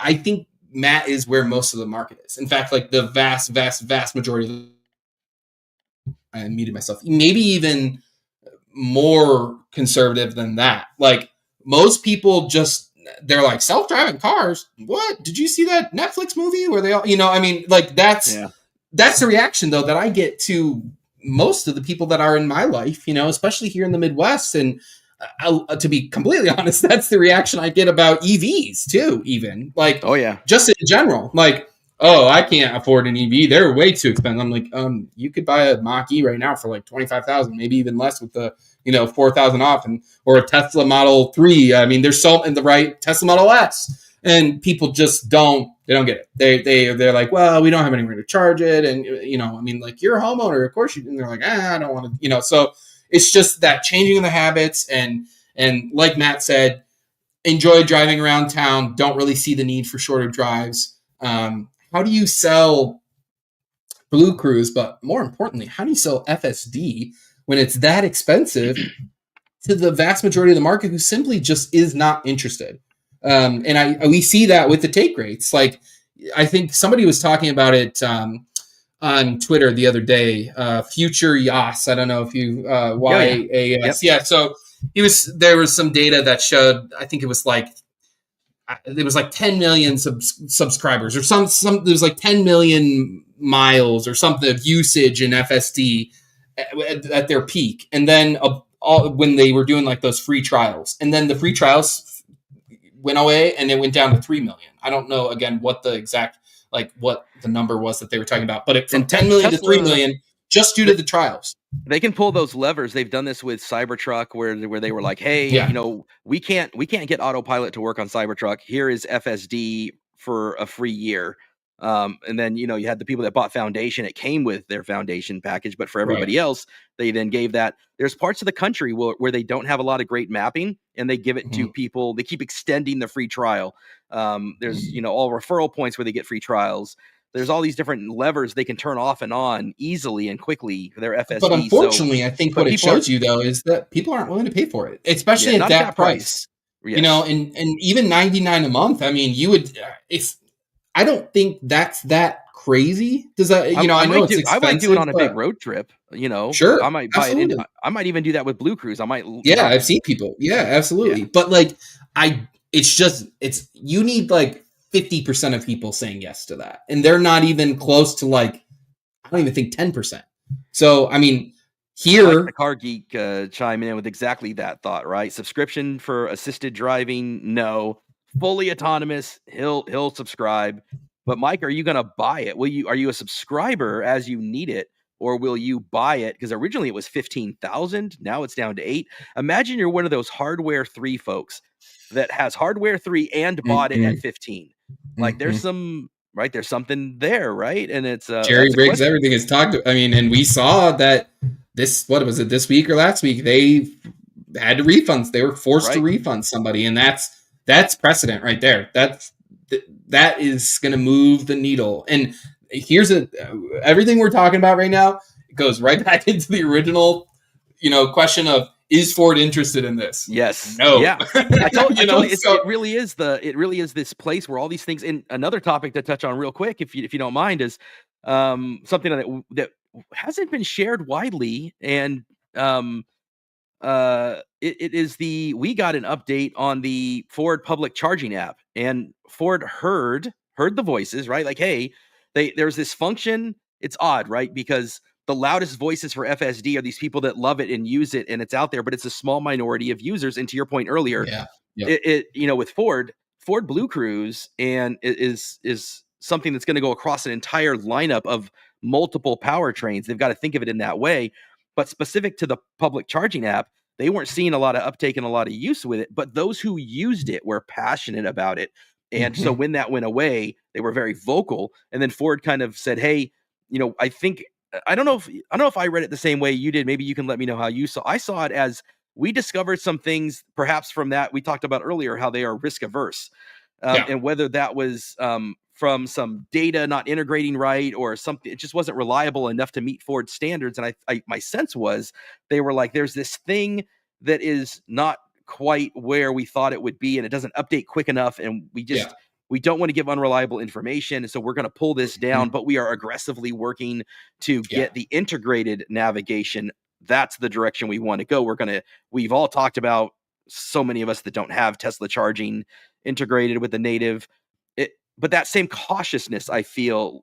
Do you feel differently? Is that how you read it as well? No, I completely agree. I think that's exactly spot on. I don't think it was Patrick Anderson and I have had this conversation about the charging app. Like, I see what it was. I think it was sort of not even needed, but maybe, just again, like that, Ford's good at, Crutch. like, yeah, and offering options to, like, here's just like another way, if you wanted way to do it in your truck, okay, here's another way. But it was never, it never turned out to be what they thought it was going to be, sort of like what you said. And in my opinion, and this is kind of what Patrick and I were discussing, is it was always just easier to use your phone anyway, which, yes, it's not on the screen of the truck, which I used occasionally too, but like the phone was just way quicker, easier to use. Like, it's loaded right away. It's not taking its time to load. You couldn't use it for a while driving. So that was a huge issue. They did try to update that so that people could use it a little bit more, but I still think that it wasn't, like you said, sort of really up to the Ford standard. It didn't really ever do what Ford thought it was going to do. The utilization was low, but like you said, those that did use it really used it. They got used to that. And you've got other people that are like, I'm going to plan it on a better route planner, then I'm going to manually put it in. Other people are using just straight out a better route planner. Other people are, as much as and I it was don't. it was one of the only ways to like find a Tesla supercharger And in that, precondition. right, in that way, because you could kind of move them. I'm sorry. Well, but I think you could sort of move them into like the navigation, and like people did it. Yeah, I don't know exactly how they did it, but I did that. I saved all my trips down to Southern California and to Vegas. I have a whole map, and even to Arizona. I had my other truck. I wish it would integrate. Yeah. I've lost it all. I had all of those favorites. I could go to any Tesla supercharger from here to Arizona to Nevada, Southern California, all the way to San Diego, and I could get anywhere in the state with my favorite supercharger saved in. So a lot of people were using it in that way, I think, like I was. Yep, and totally makes sense. And so, but I'm glad to see Ford respond. I think it just goes into like that thing that Ford really does, though it's maybe not the quickest. It's, and they might not like answer right away. I know a lot of people like, I want an answer. I want one now. I'm one of those. Yeah, I get it. But you got to remember how big of a company Ford is. They go back to they don't want to message back with like false information or like to give false hope. They really do want to take their time and make sure that like the answer that they're giving to you is the right one, and that it's not going to like all of a sudden change. And sometimes we still see that happen. So, it's just, I think they're doing their utmost to really listen, but also like do their due diligence on the back end to make sure that like it's something they can do, and we know that Ford takes time with these things. So the answers and the feedback responses sometimes take time as well. And so that way they can kind of formulate a plan. And, and I think some people are, like, well, they should already like have some of these things prioritized and they should already be doing, and I don't know. I mean, I think some of them are, and we don't always get the reason, right? There's usually a reason, at least from what I've discovered with Ford and really any other company, that there's a reason usually why things are done the way they are, right? Like they've had plenty of meetings in many, many, many boardrooms with very, very well-paid people that are talking about these exact things. I've told many people this, like there's never been, and I think a lot about Ford, right? And a lot about EVs and a lot about Apple and whatever else. There's never been a moment where I've gone to Ford and said, hey, what about this? And they're like, oh, we've never thought about that. Like it's very, very, very, very, very rare. They have thought about it. They've talked about it. And there's usually a multitude of reasons or one big reason why they're not doing what they're doing, at least in this current moment in time, and why it may take a little longer. So. And the environment keeps changing because what they envisioned back in 22 and 23 never materialized. Yes. And then the scale wasn't there. And now as we kind of, let's pivot a bit into the big, beautiful bill. Cause I did want to touch on that. And there's so much has changed now, not just in the market, but now the market is even going to be more challenged. Just the way that but I'm really curious how this is going to shake out, because I think Tesla and Ford are going to be so differently impacted, where the Model 3 and the Model Y, is Tesla going to reduce prices? Like so often you saw Ford, even with those prices we saw earlier with Pro and those things, those are rarely the price you pay. There was a period there for 22, 23 where the demand was crazy and they were doing markups. But ever since then, they've had all kinds of crazy deals. My deal, your deal. I got, my MSRP was 89,000. I didn't pay that. I got $18,000 off. Mine didn't qualify for the 7,500, but they essentially, in a other creative way, gave it to me. They, they have all these incentives. Other Hyundai, Kia, all these places are doing those things. Yeah. Does Tesla follow suit? Do they start reducing because of their volume and scale? Do they reduce their margins? Does this help Ford? Ford's stock has actually gone up since this. Mach-E never qualified for the thing to begin with, so their pricing is actually well placed. That's their big volume mover, is Mach-E. Lightning, to your point, is really heavily, the ROI still exists for fleet. There's still an argument to be made for fleet. There's still a lot of government and other kind of things where without the incentive, that still is still a good value play. They said they want to focus EVs on commercial, and which is Pro, and on the affordable. So is Lightning gonna go away, or will it still be focused on commercial? And those of us who still love it and want to spend the money can still buy it. But that's not going to be their volume mover, and they've realized it. Their volume is the up and coming, their Model T, their smaller truck. And what I'm really curious about here, and I've talked about this for a long time on the show, is that Lightning didn't need to make money necessarily. It was a platform. They're coming up with, again, the Blue Oval factory, all these billions that they've lost. It's not, they say it loses so much per truck. That's not really the reality, because there's all of these energy credits that and this was, I want to say in Q3 or Q4 a year ago, they talked about for every Lightning they sell, they can sell 17 highly profitable gas vehicles. Well, now what I'm really interested in seeing is part of this big, beautiful bill, part of what they've done with the California CARB, kind of stripping away some of the CARB permits, some of the CAFE standards. The fine is zero now. So what does Ford do with that? Now, all of Tesla and Rivian, boy, how's Rivian going to be how's Lucid? Rivian only made a profit And because of their energy credits in some of those quarters. Tesla, their very last quarter, I believe, would not have made a profit without their energy credits. And it's not like all energy credits are going to go away, because there's some in Europe, there's some in other countries. Right. Not everything is the cafe credit. There are other energy credits they will still sell, but I got to think there's hundreds of millions at least, if not billions, of energy credit value that is potentially going to go away, and that Ford is going to save money on because they won't need. So I'm so curious. Like, I don't know if you've thought about that, but I think it's been a missed point that as they've talked about the all the big beautiful bill and all the impacts, nobody has touched on how is Tesla and Rivian and these people that are making millions, hundreds of millions, billions off energy credits. Well, what's that impact going to be? Their R2, the pricing of Model 3, Model Y, Slate. I mean, goodness, that might just, they've had to update their entire website. Yeah, they might be toast. So there's so much to see, and Ford may not be badly positioned because well, like you said, we've seen the stock go up. Like, people are like, "Oh, legacy's dead." I've never believed it. I've obviously, yes, I'm a Ford fan, but I think it's really easy for us EV lovers to get caught in the Twitter bubble.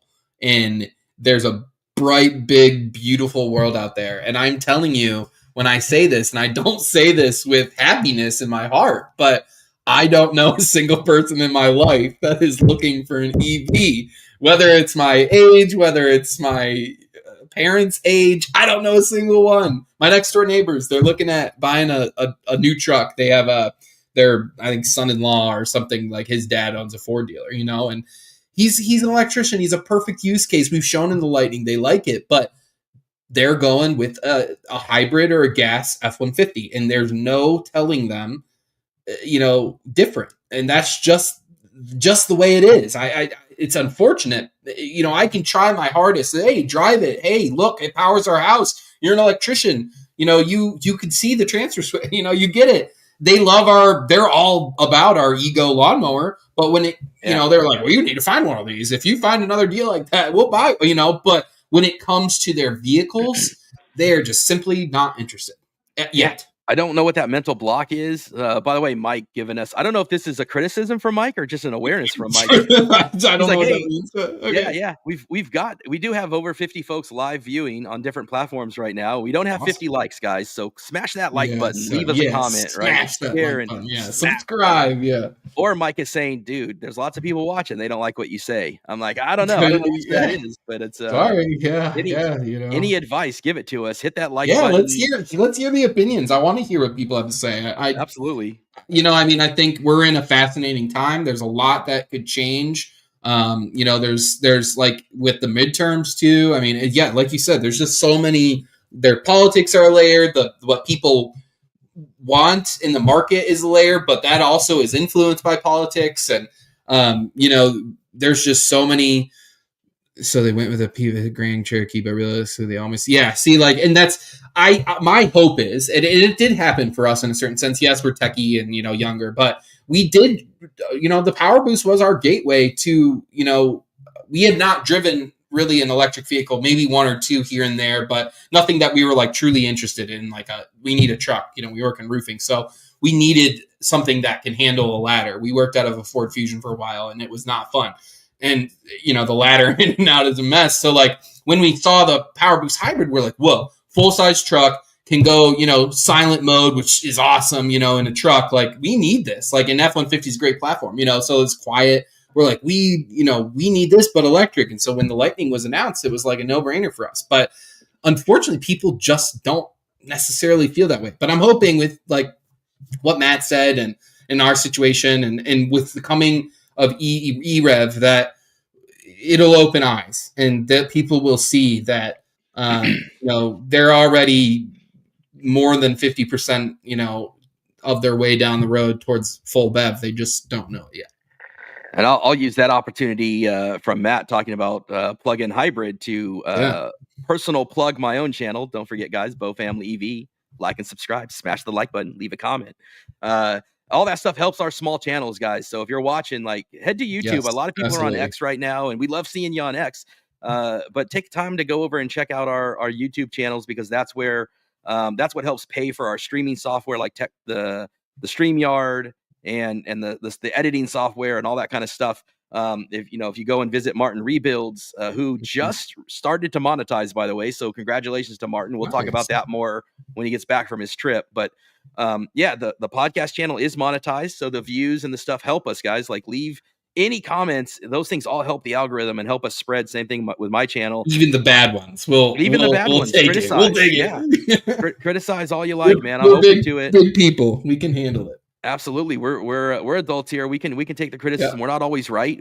I learn a lot from comments that I get where I make mistakes. And to Matt's point, I have this video out here, better than Toyota, and I was roundly surprised with the plug-in hybrid Escape, and it only has an 11 kilowatt hour battery pack, and I drove that thing for a week, and I went to SFO, I went to the 49er game, I drove it back and forth to work in the commute, and I went over 250 miles on pure battery, just plugging it in every night.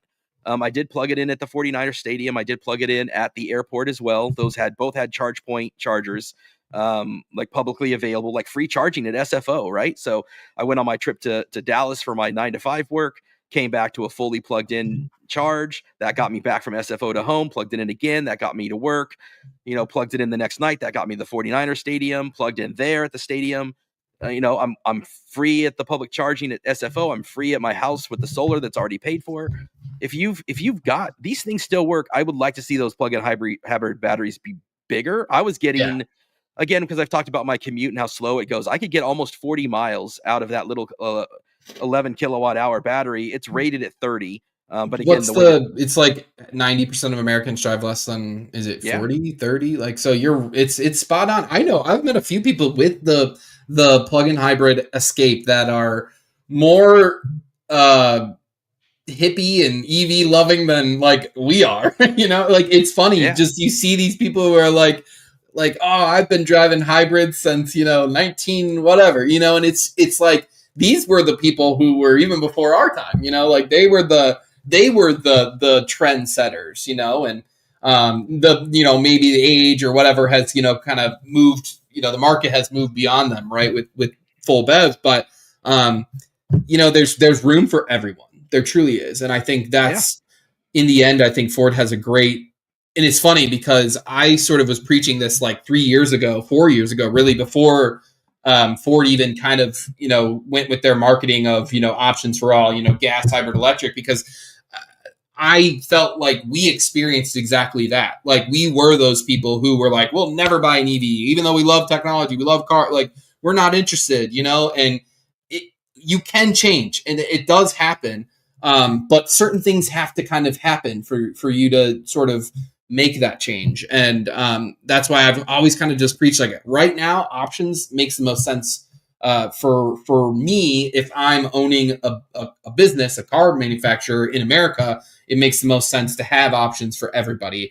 I would love to see eRev become one of those options and move sort of away from this mild, hybrid system that we have in the Power Boost, because it's just like, even the Escape, I think that's better than what we see in the Power Boost hybrid. And I think we're gonna see that. I think that's the next iteration of F-150 hybrid, is this eRev, and maybe we could see a plug-in hybrid. I think Ford would jump beyond that with the F-150, but I don't know.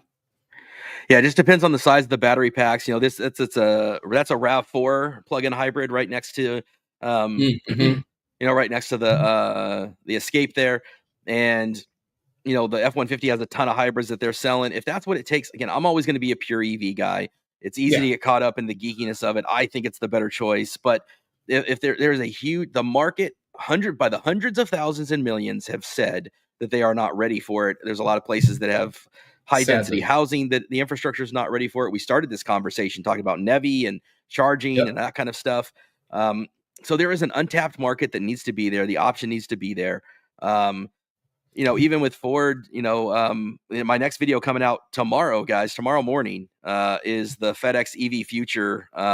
This is a company called Indigo, and they're an interesting company. I'm super fascinated by it. I would love to get Will on the show. He's the CEO, and I met him at ACT Expo as part of the Turn Down for What stuff with Josh and Jesse.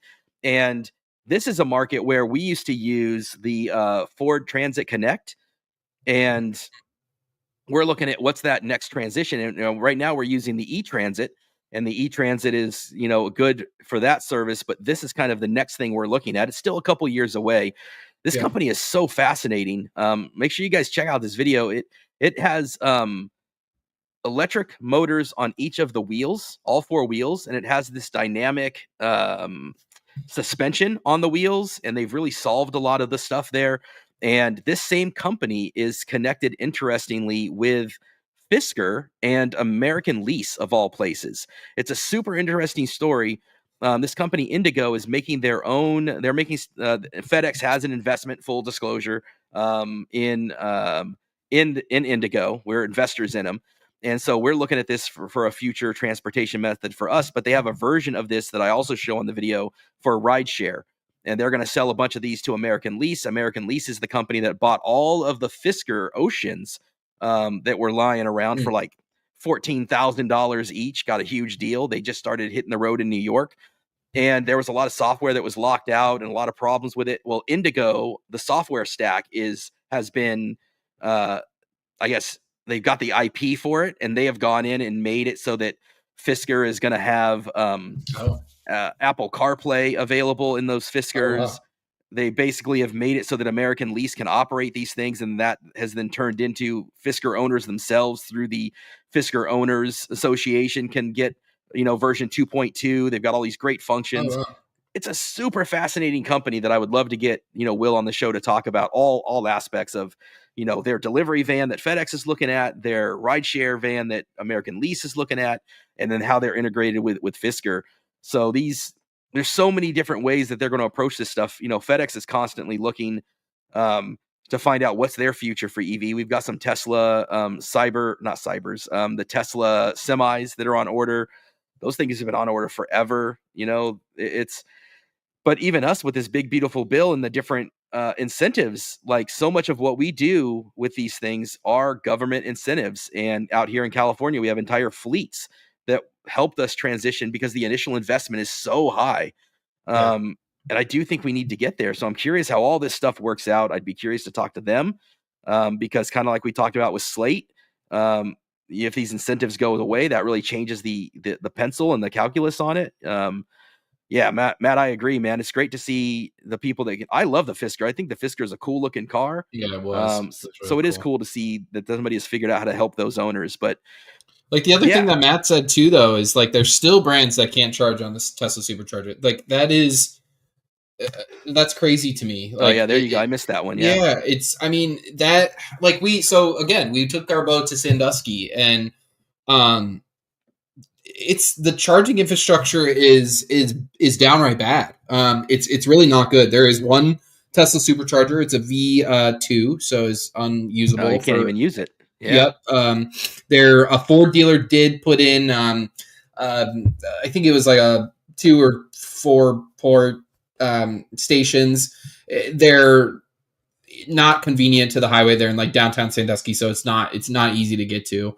And the only other stations beside that are freewire stations at this place called Friendship Kitchen, and they're doing their best to hang on, but these are essentially walking zombie stations, and they're not working, super well. Like usually just one of the two is up, and literally the one port is CCS and the other one's CHAdeMO. So like you only have 2 ports, to charge CCS, and we pulled up, and there was somebody leaving Cedar Point in an Equinox, and they could not charge because we were charging, on the only available port, and they're like, well, what about that? Like, and they point to the CHAdeMO, and we're like, yeah, sorry, you can't use that one. And they're like, well, what about the other one right there that you're blocking with your boat? And I'm like, yeah, that one's down. See how it's red? It's completely not working. They're like, what?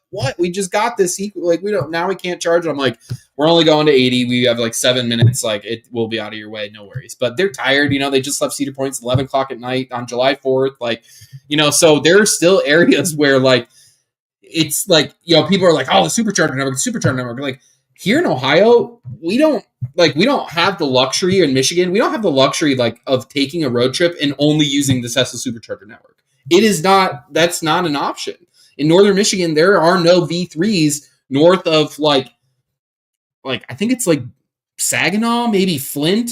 And so the entire like top of the mitten doesn't exist as far as superchargers, except for one that's in Mackinac. That's a new, thank God they added it. It's a new Magic Dock station, one of the earliest ones actually. And that was huge, but you can't even necessarily get to another Tesla supercharger, V3 and up, from that one. Like, you have to use another network to get to that. So that's not good enough for older folks like Matt, his parents, and my parents are the same. Like, they looked at a Lyric. First of all, it was way more expensive than the XT5 that they could get. But on top of it, they don't want to deal with the charging. And they have a 50 amp already in their garage. So like they're like the perfect candidates, but they're just like, it's too much of a jump. We're not ready. Nobody's ready. And they didn't want to make at the time the financial investment, which, it's unfortunate because they probably could get some really good deals now, but probably not better than the XT5, which Cadillac hasn't updated in like 6 years, and they still somehow sell like 30,000 of them. So it's interesting because there was, I can't remember who made this comment, but the EV industry is at risk of contracting and instead of expanding. And when you think about, there's a couple hundred, maybe 300 gas options out there in the marketplace for all of these different ways and reasons, right? From the smart car to the Mini, all the way up to the Escalades, right? To the shout out Suburban for I Am Suburban, loves the Suburban, right? There's a passion. That's the great thing about cars, man. There's a passion for everybody.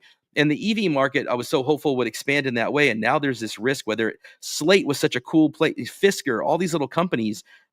Scout. I'm worried about Scout. I mean, Scout? Yeah. Yeah. Tello, that's a huge difference. Yeah. Tello. Yep. Lucid's got a lot of funding. We'll see Rivian hopefully with all their funding from VW. Tesla, of course, is a juggernaut, but as we just talked about, they didn't make a profit without EV credits recently. So they're at risk. Ford, of course, has that diversified portfolio of vehicles, so that helps with them. And GM, same thing. What's that future going to look like? There's so much to come with that. I want to see more options, more choice, and I want to see all these different vehicles for whatever it is that brings. Hopefully these e-revs will help bridge the gap for some people. But to your point, talking about, charging infrastructure and Matt's parents and your parents and our neighbors and all these people, there needs to be something compelling for them. So many of the comments I'll post short. It's usually on a short. Most of the people that watch my videos are kind of wanting to watch those videos, but YouTube shorts will get in front of thousands of people that have nothing to do with EVs. Every time I get the insulting comments about, oh, that's this epithet or that epithet. This is, they suck. And I always try to engage and be like, tell me why. What is it? Honestly, I want to know why it is that you're so visceral. Have you ever been in one, period? Right. And it's like, but there's just this visceral, EVs, they're forcing it EVs. And it's, God, we got to get away from that. And that's what stinks too, because like those are the internet reactions, right? Yes. But that's not the reactions we get in real life. And I've kind of said this about Tesla fanboys too, because I've always kind of felt this way. They're not always the best online, but I can't tell you how many people that I'm friends with, like Black Model 3, Zach. I love him to death. Zach's amazing.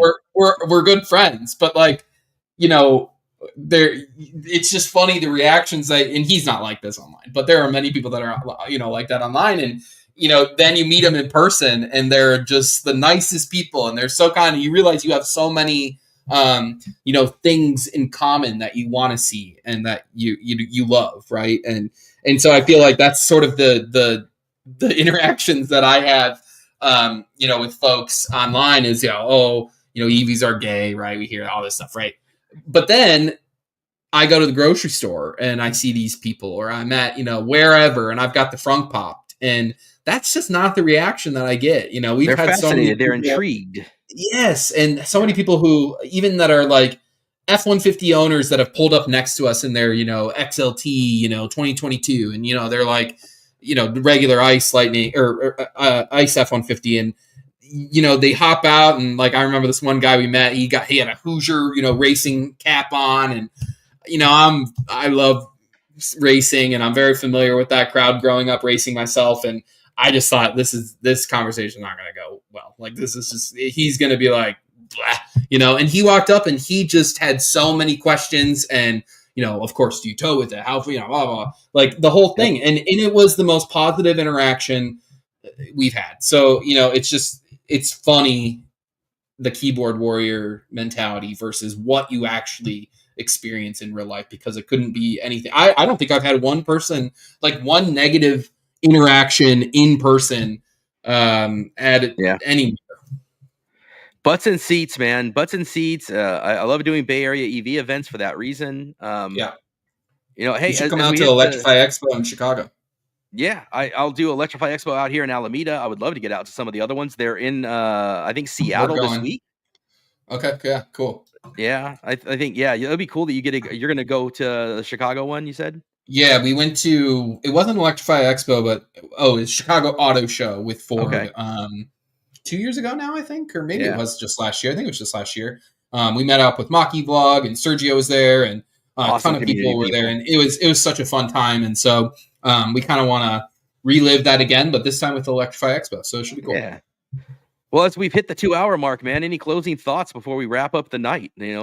No, yeah. I mean, like, comment, subscribe. We love to see what your guys' thoughts are. We're, like I said, we're adults. If you disagree, please tell us. And tell us why. I love talking to so many Tesla people I've learned things from Chris. Chris and I have gone, we've had our moments back in the day where we disagreed with each other, but at the end of the day, we're just passionate about these things, this our future, truly, and everybody's got an opinion. Some are more realistic than others. Some are more, pessimistic than others. Some are way more positive than others, So, and all of those play a role and play, and play a part. And we love debating it. We love listening to it. So, keep them coming.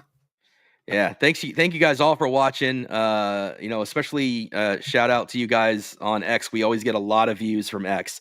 I know that's the platform you're on, but if you ever have the moment to make it to YouTube, help us out over there, because that's it's really hard to monetize on X. I can tell you I had a post with 1 million views when I was going through the buyback process, and for that 90-day period, I had 3.6 million engagements, but you need 5 million.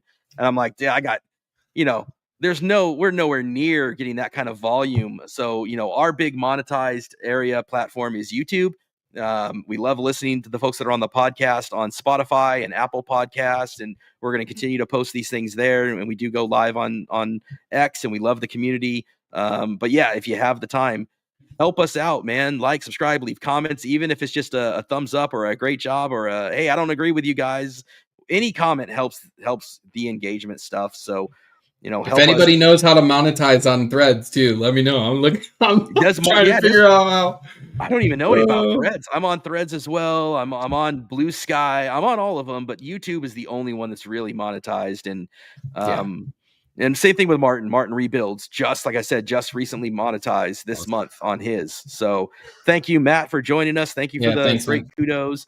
Everybody else, Mike the Car Geek. We had James on today. Everybody, Greg, Anthony earlier, Josh even stopping in for a little bit at the beginning. We love everybody's opinions and thoughts. We learn from them. We definitely appreciate it. So again, I've got a video dropping tomorrow. Please watch it. Help it go blow up before the weekend hits, and check out the Turn Down for What, where we talked about the Robotaxis with Bearded Tesla. I mean, that was a great conversation with Justin. He was a big supporter. We supported his trip to the Arctic. We gave away a Starlink as part of his adventure out there, and that Starlink went to a Rivian owner, to a guy that is part of the Rivian club. So, we love all of our people in the community, Tesla, Rivian, Lucid, all of them. We just want to talk about the technology and what we love. We are Ford owners, but we love the movement in the community. So we thank you guys for being a part of it. I guess we'll see you on the next show, guys. Jace, thanks for hanging out with me tonight and spending your Thursday. I know it's later in the day for you out there. All good. No worries. No, I'm happy to do it. All right. Now, normally Martin closes us out, so I'm going to try once again to see if I can end. Don't get Josh on here. Although, actually, get him on here, because now's the time we need him. Josh will just end the show. So we're gonna hit the end here and see if this closes out the right way. So yeah, share your thoughts with us in the comments, guys. Thanks for watching. We'll see you next week for the next one. Have a great night. Take care, guys. Thank you.